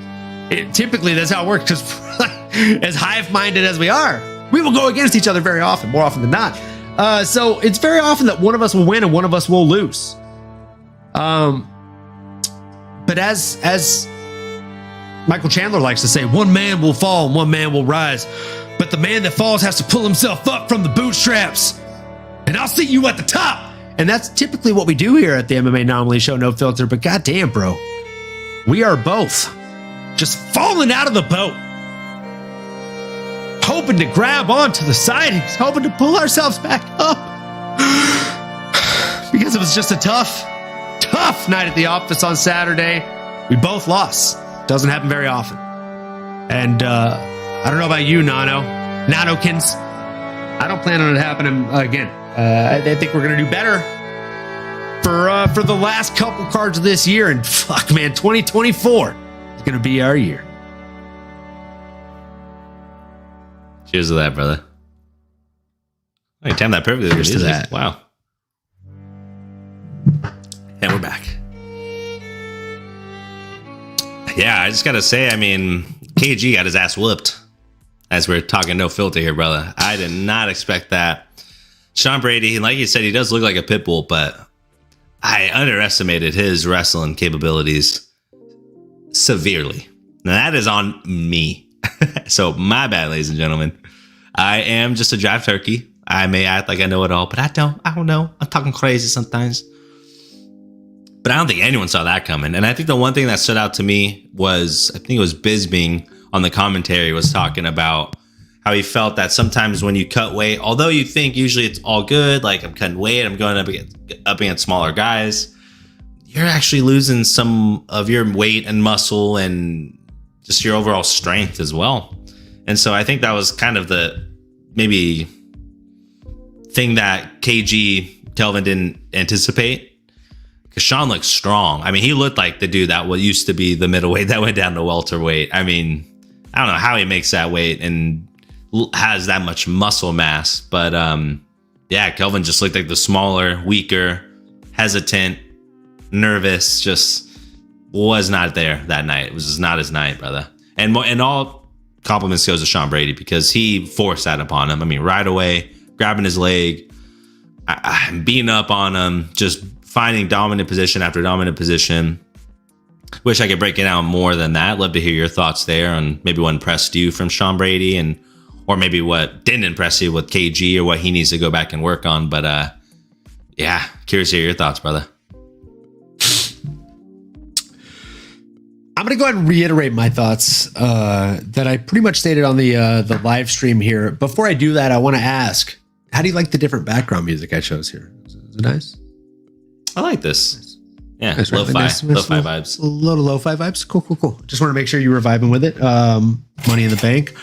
So we'll go ahead and jump right on into this and just go ahead and say it as it is.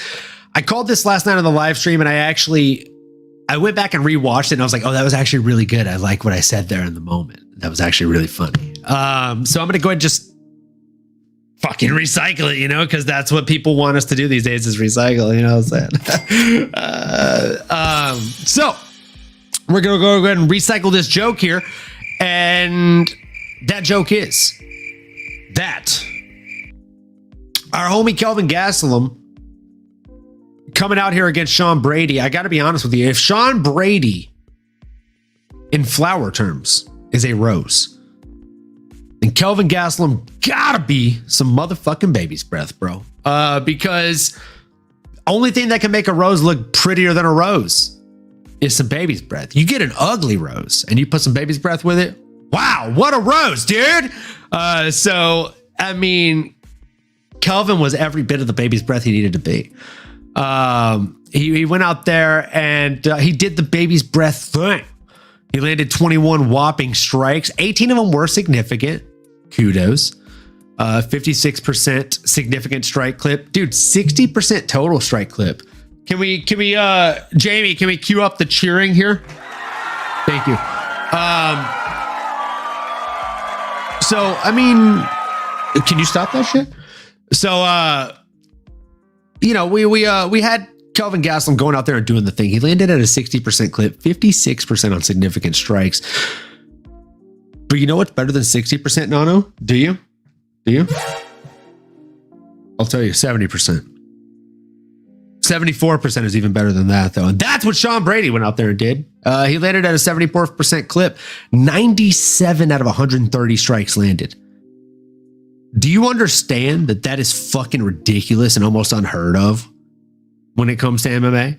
Dude landed 3 out of 4 strikes. That means out of every 1, 2, 3, 4, he missed 1 time.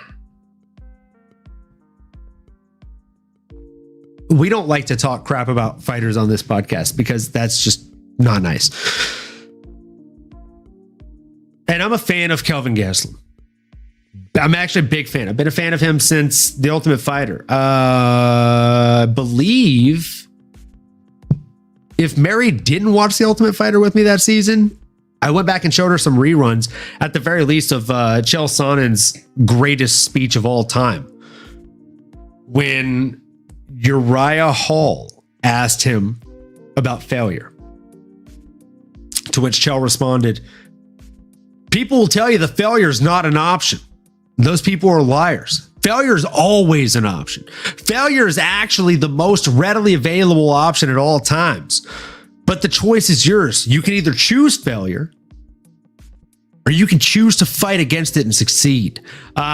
I'm sure I butchered that. He had a much better quote. It was much longer, but at the end of the day, his quote pointed out that failure is always an option. And failure is always the most readily available option. It's the easiest option.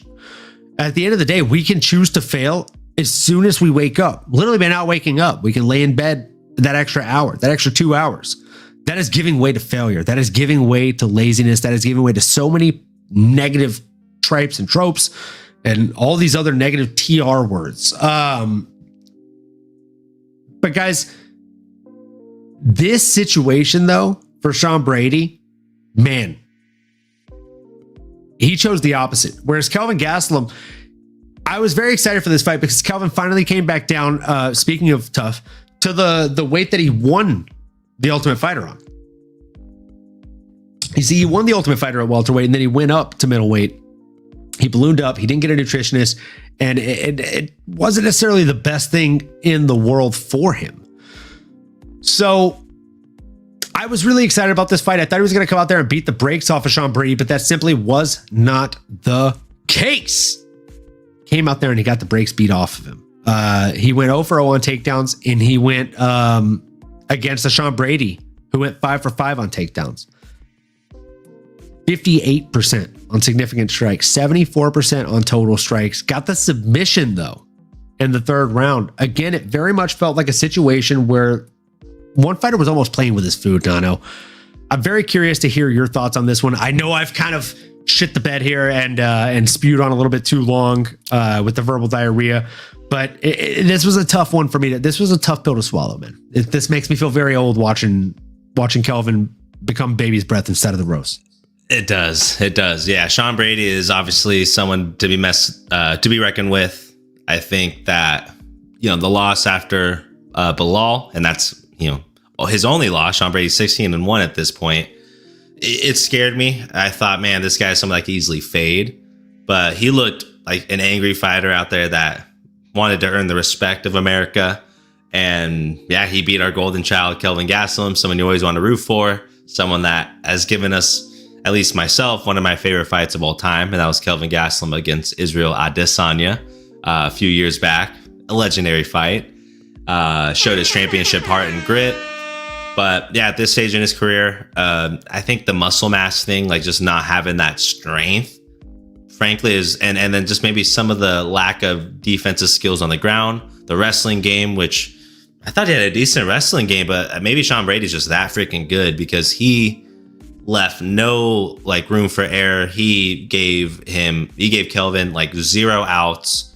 I mean, I wish I could more thoroughly analyze situationally what was happening, but it just felt like in terms of the pressure, in terms of just the strength and knowing his body positioning, not getting too ahead of himself, controlling the legs, keeping him up on the ground, up against the fence. It just felt like Sean Brady just had an answer for everything that Kelvin tried to respond with, but he didn't have anything for him. So yeah, all around, I mean, great performance by Sean.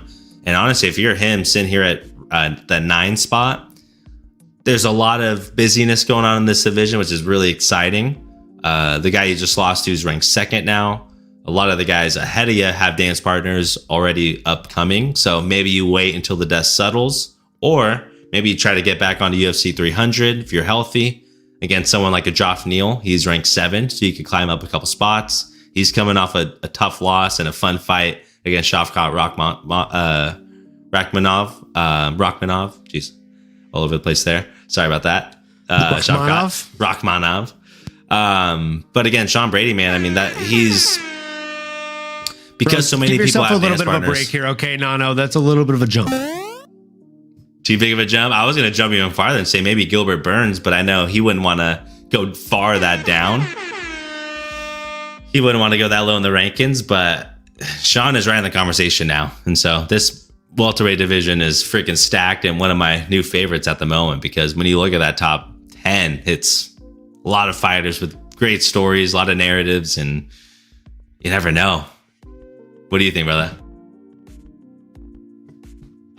Man, this is one of those where there's honestly a lot of really, really great options here. The welterweight division is, I'm going to go back and reference again an old joke here for those of you that have been here. The welterweight division is kind of become, I'm going to type it in the chat here for those that are in the visual viewing, but it has become the welterweight division, if you know what I'm saying. Welter-weight, because everyone wants to wait for their fucking chance to get the championship fight here. And oftentimes, more often than not, it's not warranted. So for Sean Brady, it's really a matter of who do we want to see him against, A, and who do we think is actually going to accept a fight against him? Now, right now in the UFC rankings, Sean Brady is sitting heftily at, let's see here. Where's Sean? He hasn't moved yet. So he's at 9 right now. I'm assuming he's probably going to move possibly up 1, maybe replace Vicente Luque at 8. But I also don't think they want to do that since Vicente Luque is fighting their new golden boy in Paddy Pimblett. So he might just remain heftily at number 9. If that's the case, with a huge win over Kelvin Gastelum, Did you did you jokingly call Ian Machado Gary Paddy Pimblett there, or did I miss that? I did. Is that a dig? I was wondering if you were going to catch that. That was a dig. Is that a dig? Oh, I love it. The cash cow. That was a dig. You know, I mean, they're the same guy. They're both copying Conor McGregor. I love it. I will be wearing the Paddy Pimblett wig for parts of the show. Yes, tune the fight card before his. Definitely tune in for that. It's going to be a good one. I'm definitely going to be practicing the accent in the mirror, which is of course going to go out of the fucking window once we do a few shots. So we will see how that goes. But I digress. We're talking about the welterweight division here. Sean Brady sitting at number 9. Vicente Luque is fighting Paddy Pimblett here. You know what I'm saying? So maybe loser of that fight. Otherwise, Jeff the real deal Neal. Jeff hands of steel Neal. Jeff made of steel Neal. He did pull out of a fight against Ian Machado Gary. So that might be a fun fight for me. I think Jeff Neal versus the big winner, Sean Brady, would be a very fun fight. I think it'd be a kind of a striker's delight. Even though Sean got the submission here, I think he'd be kind of crazy enough to stand and bang with Jeff Neal. How do you feel about that fight? Dude, I love that fight. I mean, stylistically, it's a wrestler versus striker, right? Obviously, what Sean Brady just did to Kelvin, he'll probably want to do something similar to Jeff Neal. You don't want to sit there and strike with a Jeff Neal. That dude has absolute lead in his hands. But Sean Brady, man, he's tough as all nails. So that'd be a fun one that you'd love to see sooner rather than later. There's a lot of movement in that division. Obviously, Leon Edwards is going to be fighting for the title soon. You have Vicente Luque fighting off against, I guess, Paddy Pimblett on steroids here. And Ian Machado Gary, for those that don't know. If y'all are picking up on our jokes there. But I mean, again, it's a short list of tough elite fighters ahead of them. So it's all timing and availability, but Jeff's available. And if you're Sean, you want to get back in there as soon as possible.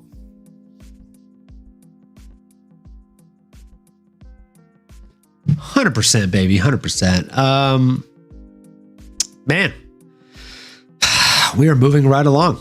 We are 3 fights before the main event here. We got Rob Font coming in against Davison Figueiredo, aka Hobby Fonch, coming in against Fitty. Can't you see?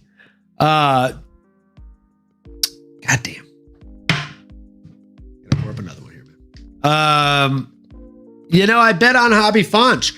He's the bigger, stronger, slightly longer guy here. I thought he was going to beat up a weight bully. But, every once in a blue moon, it turns out that I'm wrong. And this is one of those cases where I'm going to fully admit to it. Okay?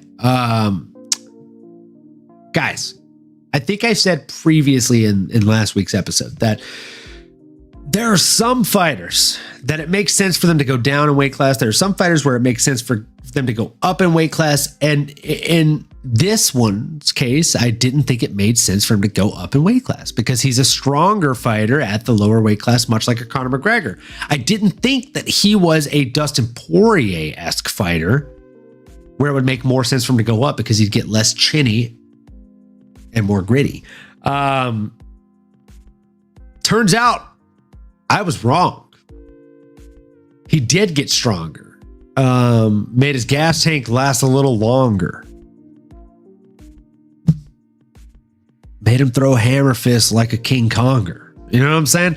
I can just keep going on for days. Okay. Maybe I should have been a rapper. Have the audience turn it into clappers. You know what I'm saying? If I took off my shirt, they'd probably be fappers.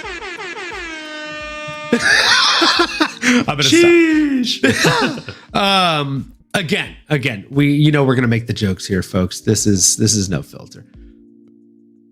Figgy, fuck man, he proved me wrong. He beat the hell out of Robbie Funch. I thought it was, again, fairly dominant. What's crazy is like when you look at the numbers of this fight compared to watching the fight, like I remember watching it visually. I say it like it was like fucking 30 years ago. It was yesterday. I remember it like it was yesterday, my boy. Because it fucking was. So, man, watching it yesterday, I genuinely remember thinking, man, this is fairly one-sided. This is a whopping, right? Is that fair to say? Would you agree with me? You felt that was a one-sided fight? I felt like it was pretty one-way traffic. Yeah. I mean, and I think you mentioned that you thought Rob was going to be the stronger fighter. That's where we disagreed, brother. I'm going to do the shot with you because I'm going to give Iggy his flowers. Figgy, can't you see? I just want to say last week, I think like there was one shot that I owed and I did 5 with you. So like, it's not like you're doing any fucking favors. This is like a returning the favor, brother. I mean, don't tempt me with a good time. All right. I mean, you're not tempting me with a good time, brother. All right. Good job, champ. Yeah. But no, Figgy, man, the ex-champ. And I think the one thing you mentioned, it didn't make sense. I felt like it did because if we rewind, back to when he did fight Brandon, which is the only person he's fought since 2019. The first time they fought, it was not for a title because he was 5 pounds overweight. He missed by 5 pounds for a championship fight. This motherfucker stepped on the scales, looked at it, saw that it was 5 pounds over, and was like, "You're probably wondering how I got here." I fucked up.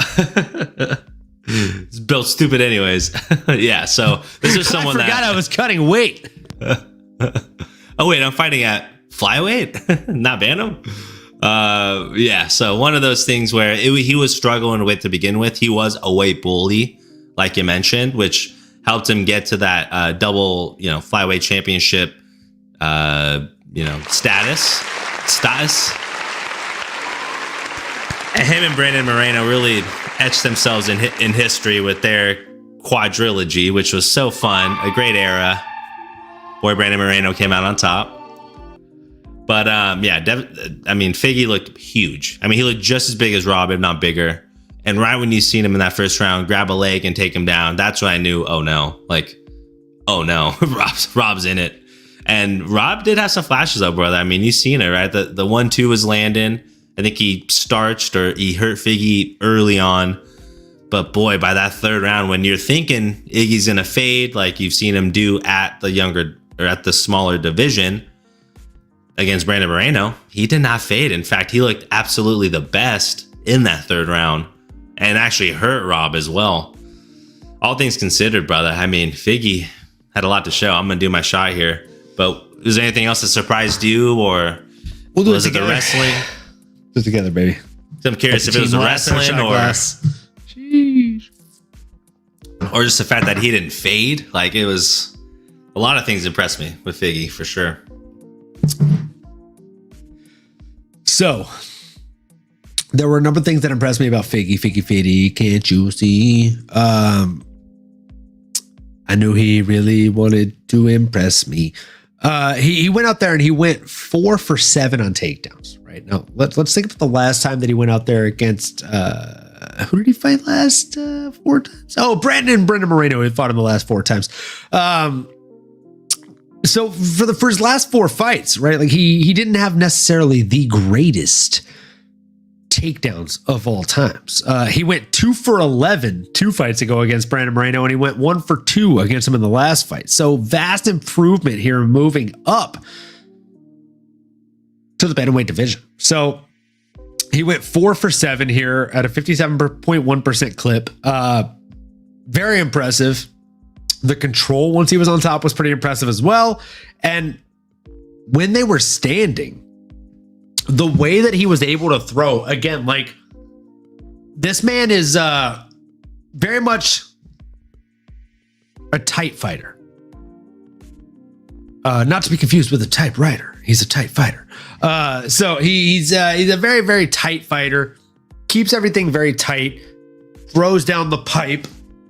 Like you don't see it coming. Like if you're watching the video version of this, right? Like one of my favorite Muay Thai coaches currently, he describes this as a keeping your hands here, because when you're shooting your hands, it's like shooting a laser beam. You want to shoot it from your eyes. Boom, boom, boom, boom. Right? You don't see it coming. Because they're coming from the eyes. You're watching the eyes. They're coming out of nowhere. Bop, bop, bop, bop. It's deceptive, to say the very least. So the way that he fights is very much like a classic Muay Thai style fighter, shooting from the eyes, laser beam, aka.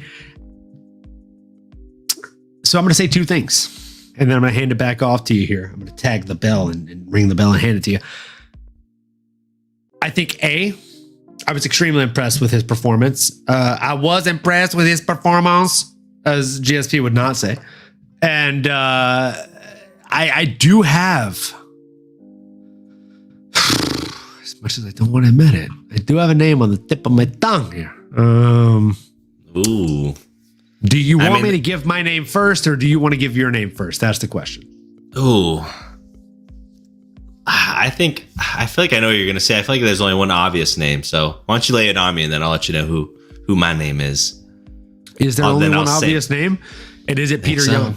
Yes, let's go. Say my name, baby. When no one is around you, say, baby, I love you. While the sun you ain't running game. Say my name, say my name. You acting kind of shady. Nah, not around here, okay? We say our names. We say loud and proud. And it's Peter Young, baby. Come on. Love it. That's the guy. I mean, in terms of matchups, in terms of just what you want to see, in terms of a narrative, two ex-champions going at it, it all makes sense, brother. I think that's the person. Because you got to assume he's going to take that 8th spot from Rob Font now. Oh. So now you think he's sitting at the 8th spot. I got to cut into this dance, bro. I got to ask. Talk to me. How do you see it going, bro? Talk to me, Goose. How do you see it going if these two were to match up at bantamweight currently? Dude, Figgy does look good, and I know I usually keep my recency bias, but all things considered, I think Peter Yan is still that guy. Yes, he's gone up and had some tough losses as of recently, but you know, even against Marab, he was still there till the finish, man. I mean, he's looked darn good even in those losses. That would be a true litmus test of, you know, where Figgy is in that bantamweight realm. Because strength-wise, I mean, Peter's deceptively strong, man, and he's got really good wrestling, and he can strike with the best of them. So, all things considered, I'm going to lean Peter Yan here. And if Figgy actually beats him, then it's, oh boy, another guy, another dog in the fight, brother. Another guy that we got to really be talking about here. So, it'd be crazy to see. But I think Peter Yan's he's that good, man. I think Peter Yan finds a way to get it done. But maybe it'll change once I break it down a little bit more in our recap video once it gets announced, because it's we're gonna need to break it down more. I'm sure my opinion might change, but gut reaction, I'm going Yan. Be honest with you, man. I'm not mad at it. I'm not mad at it just because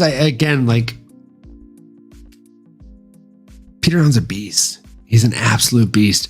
I love the Muay Thai style. I love the way that he utilizes every single thing that he has to his advantage. The man is just an absolute beast, right? But at the same time, I got to say, this man impressed me on Saturday night, man. It was tough. It was tough to see. He might be a little bit of an anomaly himself. He might be a little bit of a mutant in the bantamweight division. Oh, nice. You know what I'm saying? I like that. I feel like, and the reason I threw back to the 90s kind of theme there is because I feel like What's the best one? I mean, well, A, it's the fucking best one. That's without a fucking question. B, I mean, the new series is coming out very soon. It's coming out in the next like 3 to 4 months. Can't wait for that. Grew up on that. And C, come on, man. Like it's the perfect pick for this anomaly of a young man. He came out there, he got it done in every facet of the word, and he is a bit of a mutant in the bantamweight division. Because let me ask you, don't fucking Google anything, Nano. I'm calling you out right now, bro. Don't fucking Google anything, bro. Looking for Google, like, where are you? Name another like solid Muay Thai stance fighter in the bantamweight division currently in the top 15, without Googling anything. I mean, does Sandhagen fall under that, or are we talking more strict Muay Thai? Sandhagen is MMA, bro. Fair. Oof. I would say kickboxing over Muay Thai for Sandhagen too. Yeah. Oh boy. He's more broad spectrum, dude. True. Literally, it's the guy we named. Fazeev, I guess, right? Yeah. Oh no, Fazeev's lightweight, doggy. Oh, duh. Fazeev fought fucking Gaethje. Yeah, I'm tripping. I'm thinking of Jalen Turner already. You straight tripping, boo. Straight tripping, dog. You chucking and jiving over here. Say, no, boo, you straight tripping. I can't think of anyone. I'm gonna have to pull up the rankings now. Who is it? Do you know? It's literally just Peter Yan. Oh, I see. Classic Muay Thai stance at bantamweight. Yeah. It's only Peter Yan and now Figgy. Oof, that's a good stylistic matchup right there. That's a fun fight. It's one of those random fights where I think, other than the two guys that are in there, because like again, make no mistakes, these guys are going to take fucking damage, guys. As much as I don't want to promote that, come on. We're literally in the hurt sport here. So it's a fight where every single one of us fans, we win. It almost feels like a bit of a Christmas gift. Do I hear that? Yep. It sounds like it's a bit of a Christmas cheer. Sounds like a bit of a Christmas gift here. I think there's no other way to go for that one. And I think with that being said, I've been truly procrastinating as much as I possibly can before moving into the co-main event of the evening. The co-main event of the evening. But as much as I've tried to procrastinate, Bruce, take it over. It's time. There he is. He's right outside the window, don't you know? It's time for Jalen Turner versus Bobby Green. Nano, my fucking guy. Brother. My fucking guy. Dude, what were your thoughts on this fight? This is one of those where we both lose because we don't let each other take shots alone, and I took Bobby Green. Jalen Turner. So while I'm pouring this up, I mean, hey man, it's shot time. Yeah, Jalen Turner, man, I'll give him my flowers. I'll happily pour out a shot for the Tarantula having quite a hell of a performance. What a stoppage. Although he had him out of there much earlier than he needed to. He delivered way more punches than he had to. It was much of too late of a stoppage. But before I get into that, great performance by Jalen Turner. And, you know, it was exactly what we thought was going to happen. Bobby Green was going to do what Bobby Green does, throw his defense out the window, keep his head out there like a, fish waiting for some bait. And yeah, when you leave it out there long enough and you tempt someone like that, and the reality is, from a fighting stance perspective, and when you're dealing with someone as long as Jalen Turner, you got to try to get in somehow. But if you're going to get into that, line of fire, you usually want to have some sort of defense mechanisms in place. Unfortunately, Bobby Green did not do any of that. Had his hands at the side, was coming in, although he might have felt like he was Taylor Swift out there, or maybe was too swifty for our boy Jalen Turner. That was not the case. It was like a sit and duck, just waiting, try to rush in, took the shots behind the neck. And that, like this violin, typically indicates that's all she wrote. And now we're talking about Bobby Green's eulogy. Class act after the fight. Took it like a champ. Yeah, you win some, you lose some. And that ref should probably never ref again in the UFC, because he could be charged for manslaughter for what he did to our boy Bobby Green. Unnecessary. You want to talk about super unnecessary damage? There was a lot of that, unfortunately. So, curious to hear your thoughts, brother. If maybe you were hoping for something more from Bobby Green, or if you expected maybe for him to get inside, land the counter, but it just felt like he wasn't able to get his hands off. And again, Jalen, even just that 1-2 doesn't need much room to generate power. And boy, they'll hurt you. The shot might have been behind the head a little bit. It was like kind of on the neck, kind of underneath the ear. Not Jalen's fault, because again, if you're just charging in with just your neck out there, I mean, I guess better that than your jocks. That would have been an immediate KO. But curious to hear your thoughts on that one, brother.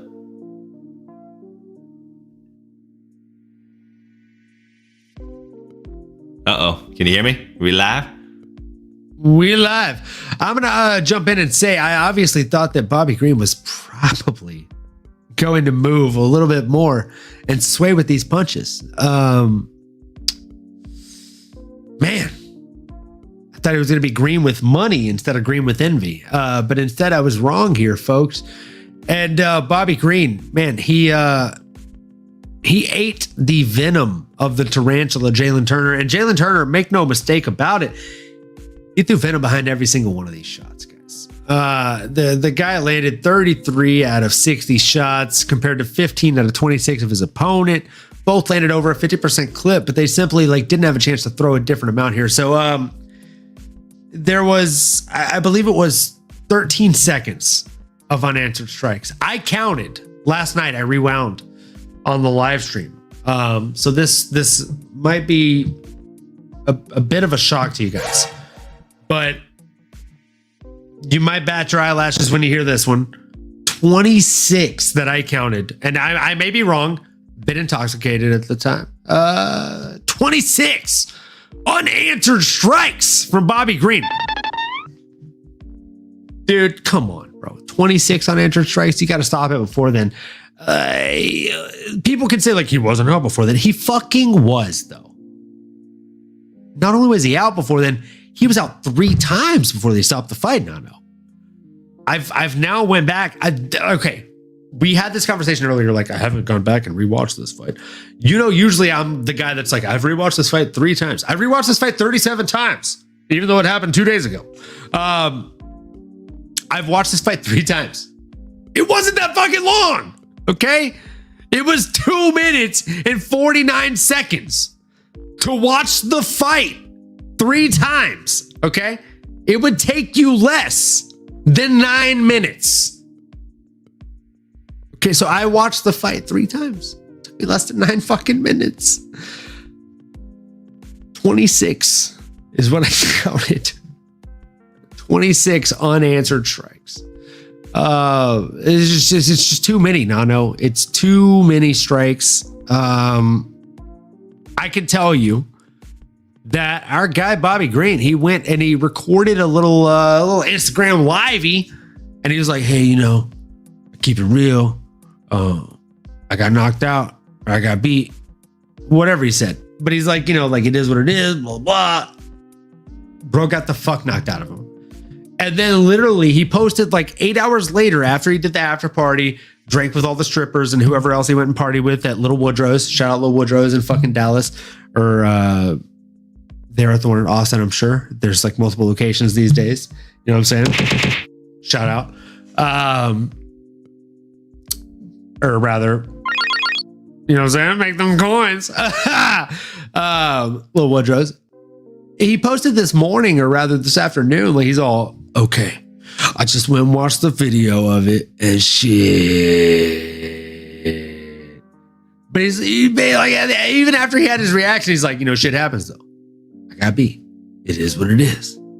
I will say this, something that I have to really point out, Nano, that is pretty crazy, and you might not know this.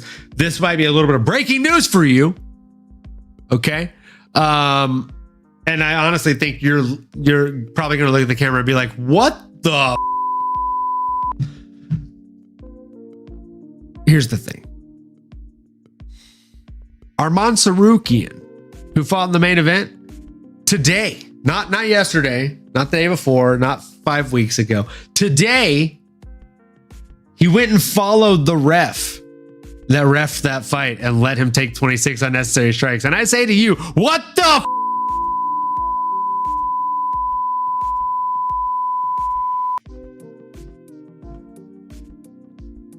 That's next level trolling, brother. brother? I didn't know he had it in him. That is fatality. I didn't know Armand rolled like that. What a dog. My fucking guy. What happened? Arman Sarukian, I thought, was one of the pure souls of MMA, and here I am like, oh, it ain't so. It ain't so. Oh, he's a bully. He said, you talk about me in my country, you pay for that. You pay for your words. You pay for your words. I said, oh shit, he ain't fucking around. All right. Love it. My fucking guy. But now what's next? I figured you probably didn't know that, right? Like that was a very, very fun. This is a fun fact, right? Very curious to hear what you think should be next for. And this is a rare occasion where I'm going to ask you. I'm going to put you on the spot here a little bit. Beware, it could happen at any time. Who do you think should be next for the winner and the loser of this fight? I mean, I guess I'll start with Bobby on this one, because at 37 years old, I'm curious to see where they put him in the ranking after this, if they keep him in there. Because it just, I don't know how much longer you want to keep doing it. I don't know. Me personally, I guess I'm not even looking at the top 15, or if it is, maybe it's, well, Drew Dober and him already fought. Maybe Renato. I mean, that's a fun fighter. I mean, a little bit on the older side. Maybe you just match them up. Give Renato that. I'm going to jump in real quick before you finish your thought here and ask you this. You said, I don't know how much longer you want to do this. Now, I know you and me are like pretty close to being brothers without fucking being blood related here. And so we share a pretty good amount of things. I'm not going to ask you to tell the viewers when your last fist fight was, but I'm going to ask you this. Tell the viewers, when's the last time you felt that alive? Probably like a year ago-ish. Year and a half. You know what I'm saying? So you're saying, like, I don't know how long he wants to do this. Man, as someone who used to spar like every Saturday, every other Saturday at the very least, I haven't sparred in a great number of years. And I'm, with all due respect, I just started training again. I'm not ready to spar yet physically. But mentally, there's a part of me that's like, fuck you, you should go in on a Saturday at 1 p.m. Why not? What's the worst that could happen? You get fucking wrecked. So here we are. I love it. Well, that's fair. Man, it's just, once you start training at an MMA gym, bro, you're gonna be the worst. You're gonna be a fucking savage, bro. I'll be a good sparring partner, I'll tell you that much. Be a good punching bag. Will you? I don't think so. I hope so. I think so. I mean, I was the worst when I first started. That's fair. Because I was not because I was a dick, because I was so excited. That's fair. That too. I mean, and we've sparred. I don't think I think know how to play nice, but maybe especially when you start getting sharp, or even now where I'm like,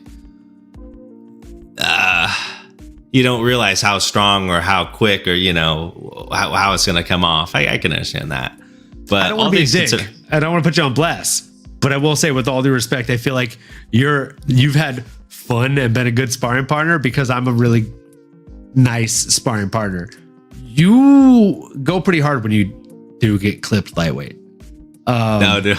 And you don't realize it. But it's fun. Like for me, because with all due respect, I feel like I'm ahead of you in the training aspect. 100%. It's fun for me. Like you hit me and I'm like, oh yeah, cool. I feel like if you go with someone that's like not advanced, you might hurt somebody, brother. You're You're pretty tough, dog. It's a compliment, not an insult. I appreciate that, brother. No, yeah, I mean, to your point, I mean, yeah, spend a lot of time in the gym, and I know to throw a punch by all means, but yeah, all things considered, I mean, yeah, I'm nowhere near these guys' level, and you know, as much as I want to get it beat up and want to see training as part of my life, even as I get older too, right? I mean, if I'm 37 and I'm Bobby Green's age, I want to still be able to get after it, you know, by all means. But for me to say, hey, like, you know, give him someone in the top 10 after that performance, that's tough for me to say. I mean, yes, he did take this on short notice, just like Jalen did. But Jalen's a savage, and he's someone that is trending north, that is itching closer to that title. And a part of me feels like, you know, man, as much now, Bobby Green is a draw. He's someone that is going to get paid. And maybe for that, he does stick around. But he could do a lot of good work in other organizations, even bare knuckle if he's a real absolute savage. But again, like, it's like if you're not going to be contending for the title soon, it's like he should at least be considering, like, what is my future? Like, who is a good money fight for me? And at a minimum, too, you might want to take at least like a few months off from that bad of a just concussion and amount of damage you took from a big, tough individual who was weighing, 181, I think Jalen Turner was going in there. And then he cut that amount of weight in 10 days. So, yeah. The fact that he made weight is almost as impressive as the win. Yeah. And he looked good. He didn't. I mean, who knows? Maybe how he would have looked in the second or third round. But yeah, we haven't done our shot for this one yet, and we have a shot to do for the next one too. So it's gonna be a tough. It's gonna be a tough last like 10, 15 minutes here. Cheers, folks. Cheers, brother.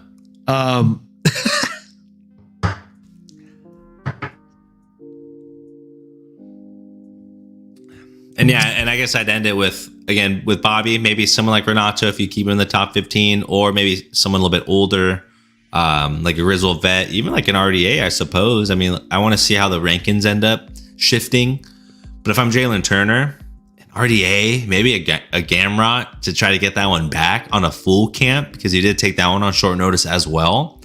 Those are the only guys ahead of you that makes sense. So curious here if you have any other names on the top of your mind, or if, you know, maybe that's just what makes the most sense in terms of timing. One more time. Who did you say? So for Bobby, I was thinking Renato Moicano, and then I love that fight. Yeah, and then for Jalen, I guess RDA, because he doesn't have a dance partner coming up, or Gamrot to try to get that one back. But if you're Gamrot, you don't want to take that one. All right. Thank you for clarifying. I have one the same and one opposite, or not opposite, but different rather. So the one that I have the same is Money Moicano for Bobby Green. I think that's a legend fight for both guys. I think it's a fun fight that makes both sense from a money standpoint for both guys. And it also makes sense for a timing standpoint for both guys. And I mean, if we're talking about timing, can we talk about the Marvel Universe introducing the fucking X-Men timing wise? Come on, folks. Deadpool 3, come on. Can't wait. Let's go. I know you saw the leaks today, brother, with Sabretooth's head being held up. Wild. Can't wait to see that. Dog. What a way to say, hey, he's going to be in the movie. He's also fucking getting beheaded. Good time. And Hugh Jackman in there looking sharp in that classic yellow suit. That was cool. You know what I'm saying? Oh, very cool. So, again, if we're talking about timing, that fight makes a lot of sense timing-wise. And speaking of timing here, folks, you know I'm all about timing. I'm going to say Jalen Turner versus Arman Tsarukyan. Going to tie into the next fight here. I think it just makes a lot of sense, Nano, brother. I'm not mad. I'm not mad by any means at your pick. If your pick gets the fight, sign me the fuck up. I hope to have the poster of it someday. You know what I'm saying? But either way, I just truly think that the other fight that makes sense is, you know, Jalen Turner just got to win over Bobby Green. He stepped up on short notice. Jalen Turner is somebody who is, oh man, I don't want to say it. Just gonna jump out on a crazy limb here and say that he might be the future of the division, but fuck, man. Very well might be the future of the division, and I think we can call a spade when we say that. He's an absolute beast. I think he's a problem for Justin Gaethje. I think he's a problem for Beneil Dariush. I think he's a problem for Michael Chandler, Mateo Scamro, etc. I think he might even be a problem for Islam Makhachev, but we won't know until he fights the likes of an Arman Tsarukyan. So that's my main pick for Jalen Turner is Arman Tsarukyan. My number one pick for Bobby Green. You fucking spoiled, you dick. Gotcha. I had Money Moicano in that one. We got the hive mind going. You know what I'm saying? Yes. So got to say to Lick, you, lick my balls. Yeah. it is what it is. I was enough. like, what the fuck was that metal sound? It was Bucky Moose hiding behind the Captain America shield. That was hilarious. Literally Right on heard cue. it through the fucking like sound canceling headphones here. I was like, what the fuck is that metal sound? That's hilarious. For those of you that don't know, that are just watching the, or just rather listening to the audio version, got a full-size metal Captain America shield in the background here. Good times. Nice.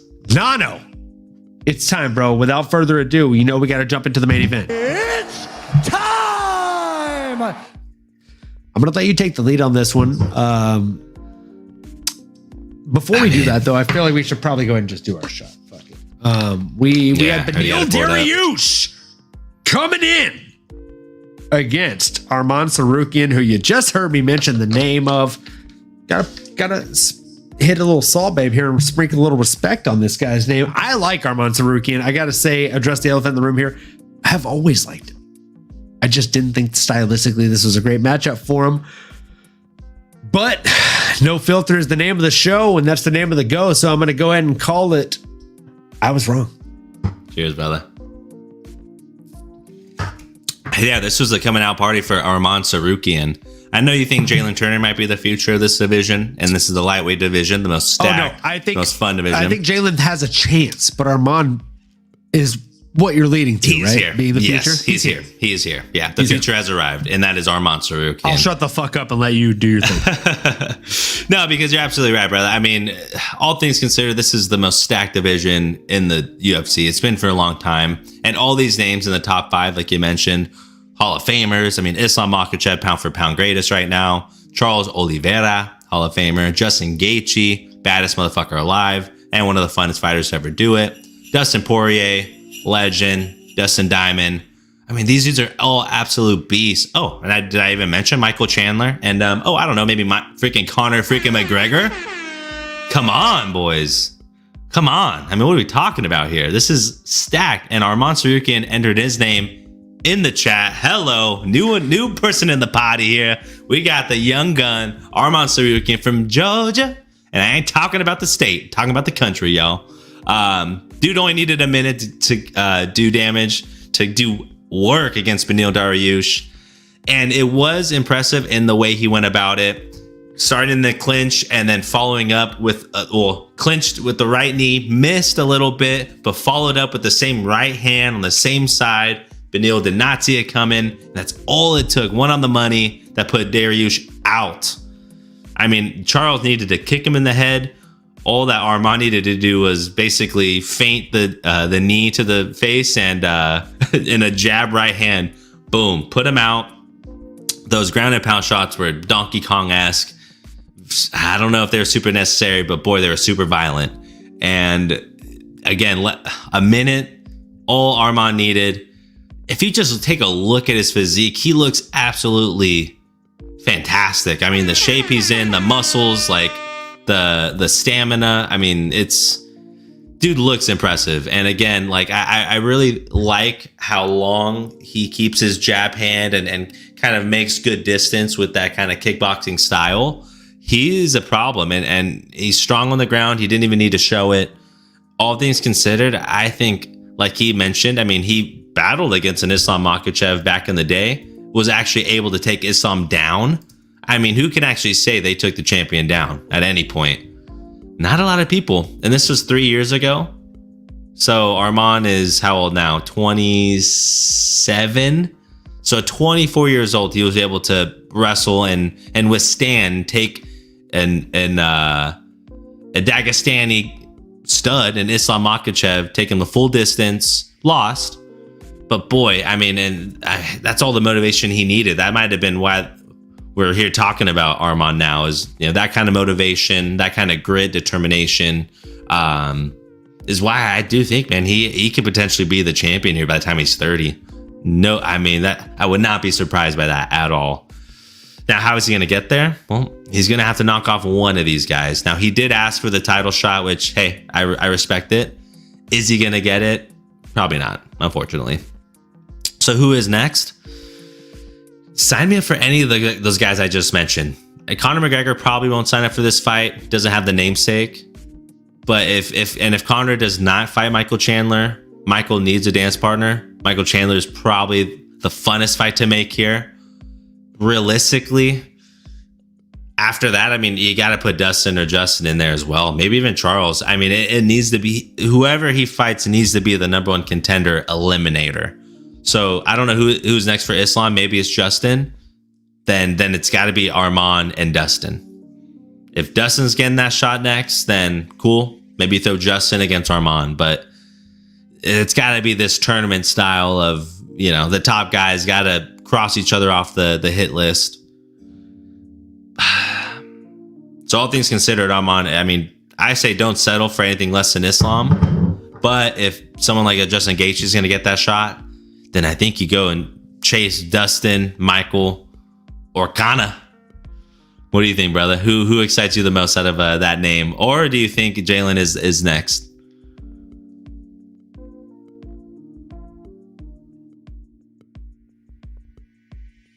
You know me, bro. You know I'm not going to give the same response for two fight picks. Come on, brother. So for the co-main event pick, if I'm Jalen Turner, if I'm the tarantula, I'm spitting venom, pop, pop, pop, at the motherfucker known as Arman Tsarukyan. But if I'm Arman Tsarukyan, I'm timing it maybe a 2-week difference versus on the same fight card here. I don't know. I'm timing it against someone that's predicting to get a massive win on UFC. I don't know. Maybe 296 is what I'm thinking. Maybe UFC 296. Yeah, I think that's what I'm thinking here. Let's think here. Who's gonna get maybe a Karate Kid finish here? Probably Patty the Batty. Probably gonna have to break out the wig. Folks, could you even imagine if Patty the Batty gets the mother effing win over Tony Ferguson? It's going to be Patty time instead of Tony time. And if that happens, man, I got to be honest with you. I think Arman Tsarukyan is he's the second coming of Conor McGregor, even though he's not even close to the style or region of Conor McGregor. But that being said, the casual fan, they think Paddy the Batty is Irish, even though he's from Liverpool. So, I mean, come on, folks. We're going to go ahead and rewind here.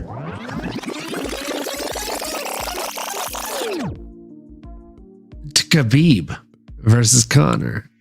And we're going to get an Arman Tsarukyan versus Paddy the Batty Pimblett. And I feel like if Paddy doesn't walk out to a little bit of...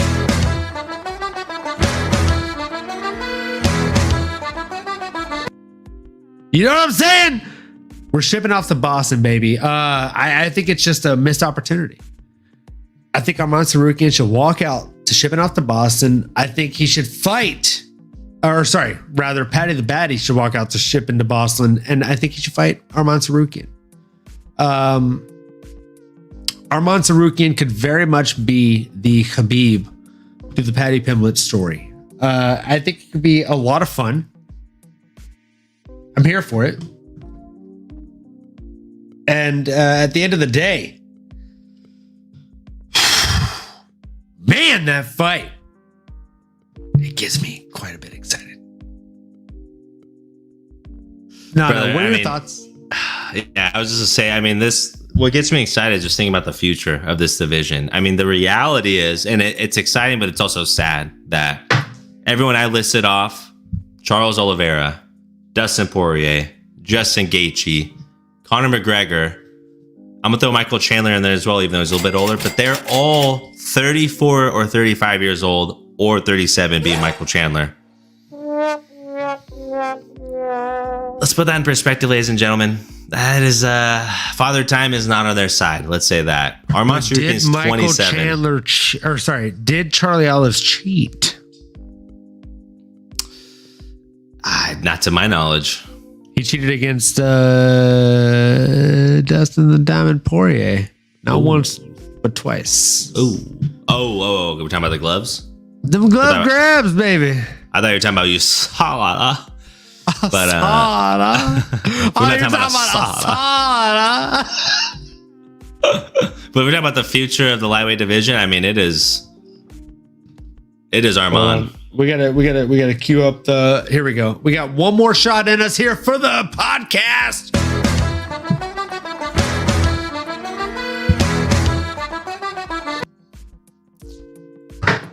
It's a great song.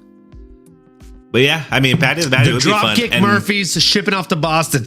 We don't own the rights to that song. It's a fantastic song, though. Fuck, it's a good song. I'm going to listen to it after this fucking episode. There you go. I think you might have called that a fight. Maybe we'll be talking about maybe at the end of next year or the following, because those are two guys that are going to be on a collision course. But I think Armand has to knock off one of these old timers, one of the staples in the division. And if he can do so, get to Islam, then anything's possible, brother. I mean, he looks freaking good, and he has the skill set to give. But I think Armand versus Jalen is arguably the fucking eliminator, bro. What do you do with But what do you do with those top guys like Justin? Right? I mean, what do you do with Justin? Justin fights Dustin in a trilogy fight. They're 1-1, bro. And they fought once where Justin's from, and they fought 0 times where Dustin's from. You make them fight in New Orleans at the fucking Superdome, Dougie.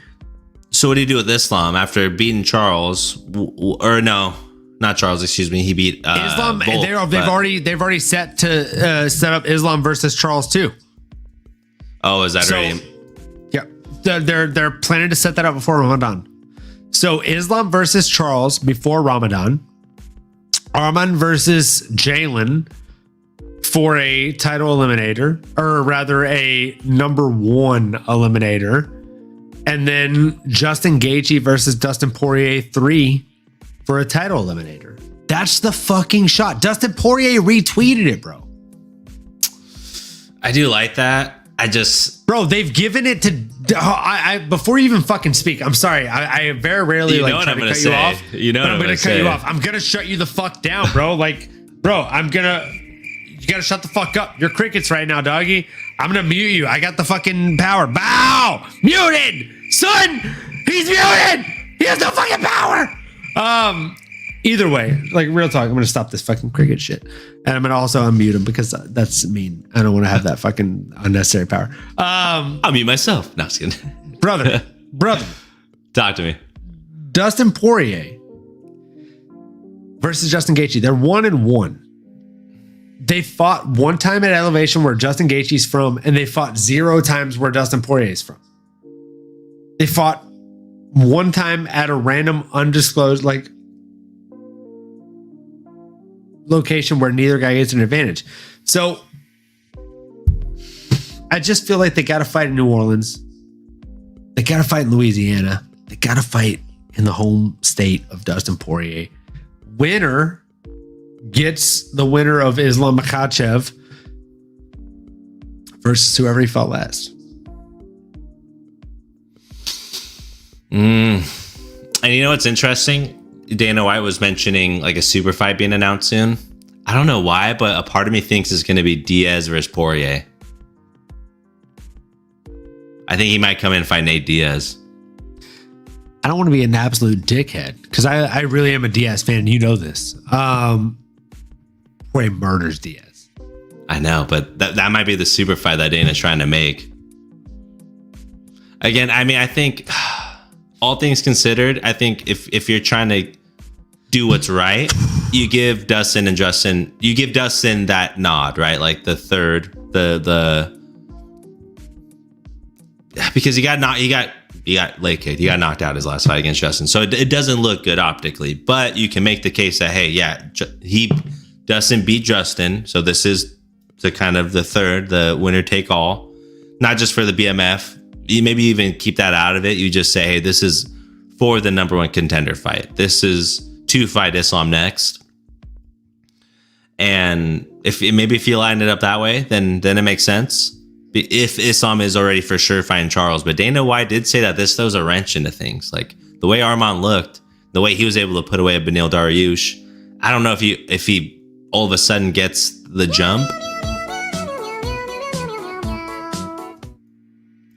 My only thing with Islam and Charles too, it's like they've already fought, right? Like, do we need to see that again? Was it that close a fight the first time? It's like a Christmas gift. That's why I played that soundbite. It's fair enough. It's like a bit of a Christmas gift, not for me, for the Charles fans. I want to call again. We call ourselves the No Filter Show because we don't fake it. We don't show a filter here. Like Islam versus Charles, I feel like 9, maybe 8 out of 10 times at the best. And I say this for the Charles fans. I like Charles. But 8 out of 10 at best, 9 out of 10 realistically, Charles versus Islam goes in the favor of Islam. And I think I speak for the masses when I say that. Because Charles wins fights based off people that are unwilling to engage in the grappling game with him when they rock him. Islam, he's not going to hesitate to engage you in the grappling phase because he's better than you. I think the movie Dodgeball said it best when White Goodman stated in the fake commercial, "Here at Globo Gym, we're better than you, and we know it." And we know it. Like that's Islam Makhachev when it comes to grappling, dog. Like that's fair. Here in Dagestan, we're better than you, and we know it. And we know. So if we rock you, we will rock you. The Global Gym Purple Cobras. He's not gonna hesitate to jump on top of your ass. And within about maybe 0.75 seconds, you're gonna be like, you're probably wondering how I got here. And it's because I trained at 10 Planet Jiu-Jitsu and I thought I was better than Islam Makhachev. But his name ends with Makhachev and I'm fucked. So here's Islam. He's going to beat you 9 times out of 10. Fun fact, I trained at American Kickboxing Academy and I heard from 2 of my coaches, not 1, but 2, that Khabib, he tapped Cain Velasquez. You know how he did it? Switching between submissions like the armbar and the arm triangle, making someone stack up and then stack down and then stack up and then stack down when they're 40 to 100 pounds heavier than you. And it's very exhausting for them when you're just adjusting at a very minuscule level because you have a very high level understanding of grappling. And that is Islam Makhachev, Khabib Nurmagomedov, Muslim Sadiqov, etc. The list goes on. So these guys are, when it comes to the kind of grappling regime, as it were, they're mutants. Okay, they're different. They're built different. And whether it's yesterday or 20 years from now, they're gonna be yelling to this day, they're better than you. And it's okay, folks. Like, it's okay if you get upset because they're better than me too. It's a fucking fact. I got snapped and tapped by all these fucking guys, but these guys are absolute beasts. Now, Arman Sarukian, he could be the future, but him versus Islam is going to be the ultimate test. Do you think it should be next, or do you think that he should have a I don't want to say a test before them, but a test before them? No, I think you run it, man. I think you run it. And the reason being, just Charles versus Islam 2 doesn't excite me right now. I as much as, I mean, the silver lining is, well, hey, I mean, what is the case? Well, Charles knocked out Beneil Dariush. Okay. Is that the criteria? Because Arman fits the criteria. He makes the criteria as well. I mean, and who's more exciting and who's newer? I mean, yes, I guess you could also make a case Arman fought Islam as well, but this is back in 2019, and this was to a full decision.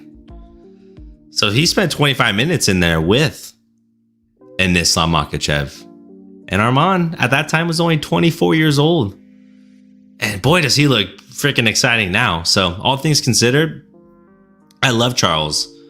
And yes, he did also beat Beneil, but I think you got to go back and you got to maybe earn it still. Or maybe Charles has to fight Islam. Maybe that's the title eliminator, or Islam fight, or blah, blah, blah. Charles fights Arman. Maybe that's the fight that we need to be talking about here. Getting all jumbled up. We are 2.5 hours in, so my apologies. But yeah, all things considered, I mean, this tournament style at this lightweight division, I feel like would be such a great time to do so. Just line up whoever is healthy and ready and able, and winner gets a shot at the title.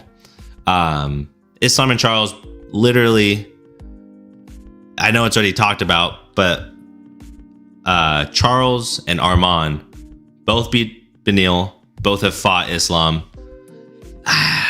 The fresher, funner fight feels like Arman, but obviously Charles always deserves that title shot as well. So, boy, throw those names in a hat, and whoever the two that you pick, I'll watch that fight. Islam versus Charles, and Arman versus Justin Gaethje. Ooh, that's the fight. That's the fights. Fatality. That's how it's gonna go, folks. I think I'm gonna switch it up. I think my choice is gonna be Islam versus Justin for the title, BMF versus the lightweight champ, and then the eliminator will be Charles versus Arman, because they both beat Beneil, they both lost to Islam, and they need to have the last little deciding factor. Who actually gets the chance back at the title? I'm not mad at that. So you think, one more time for the viewers, without me fucking throwing random sound effects in. It's gonna be Islam versus Justin, baddest motherfucker versus the champ, baddest motherfucker versus the pound for pound lightweight champion right now. I think you booked that. Maybe spring, and then the summertime, or maybe on that same card, if you really want to make it interesting, you put Arman and Charles in there. Both beat Beneil Dariush. Both have lost to Islam Makhachev. So the winner gets a crack at maybe Islam or Justin if he wins. So that's the title eliminator. I think that's the way you go about it. And then if you're Dustin Diamond, hopefully you're fighting Conor McGregor for an easy dub, or you just sit and hopefully wait for your line to be answered. Because unfortunately, you're kind of the odd man out here. Go fight Nate Diaz, though. Make yourself some money. That'd be a banger. I'd pay to see that one. Nate Diaz versus Dustin Poirier is obviously the easy win here. Got me blinking like crazy. I truly think Dustin Poirier gets the knockout here. I can't help but think that Dustin Poirier is a very tough fight compared to Jake Paul, folks. Call me crazy here, but I truly think that I'm on the side of victory here. And I think that Dustin Poirier is one of arguably, if not the best lightweight fighters in the last 10 to 15 years. Islam Makhachev, obviously a beast. Broke one of my knuckles for good luck here. I got to give my round of applause to Nano here, though.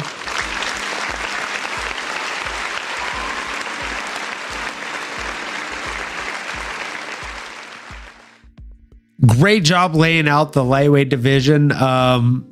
not much I have to add. I think that you did a great job laying it out. I think that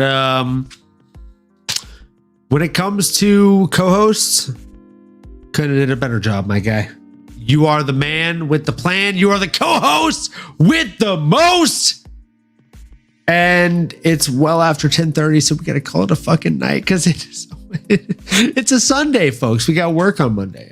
So we appreciate you all. As always, we would appreciate it if you like, comment, subscribe, smash that bell for notifications. But a little bit of a difference here, guys. We have a contest going on. If you like, comment, and have subscribed to the channel, you will be entered for a chance to win some t-shirts here. So like, comment, subscribe.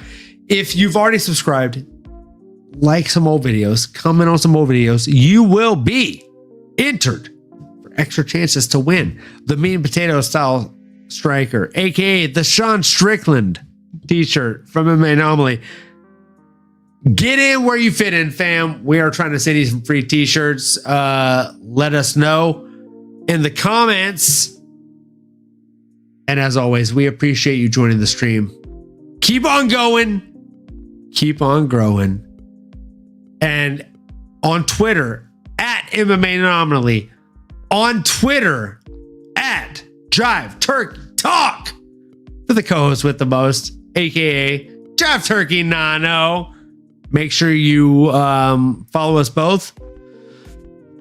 And turn on notifications so you get the updates for these Twitch and or YouTube streams. And we'll see you next time, folks. Keep on going. Keep on growing. Until then, we'll see you on Wednesday. You've been listening to the MMAnomaly Show. No filter. As you may have been able to tell, we dig the MMA, and our passion is to dive deep into the upcoming fights, give you our expert breakdowns, and help you make sense of all the chaos that is the fight game. We hope you've enjoyed the show. If you did, make sure to like, rate, and review.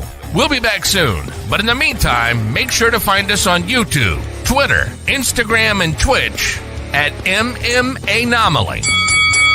Be cool, and we'll see you next time.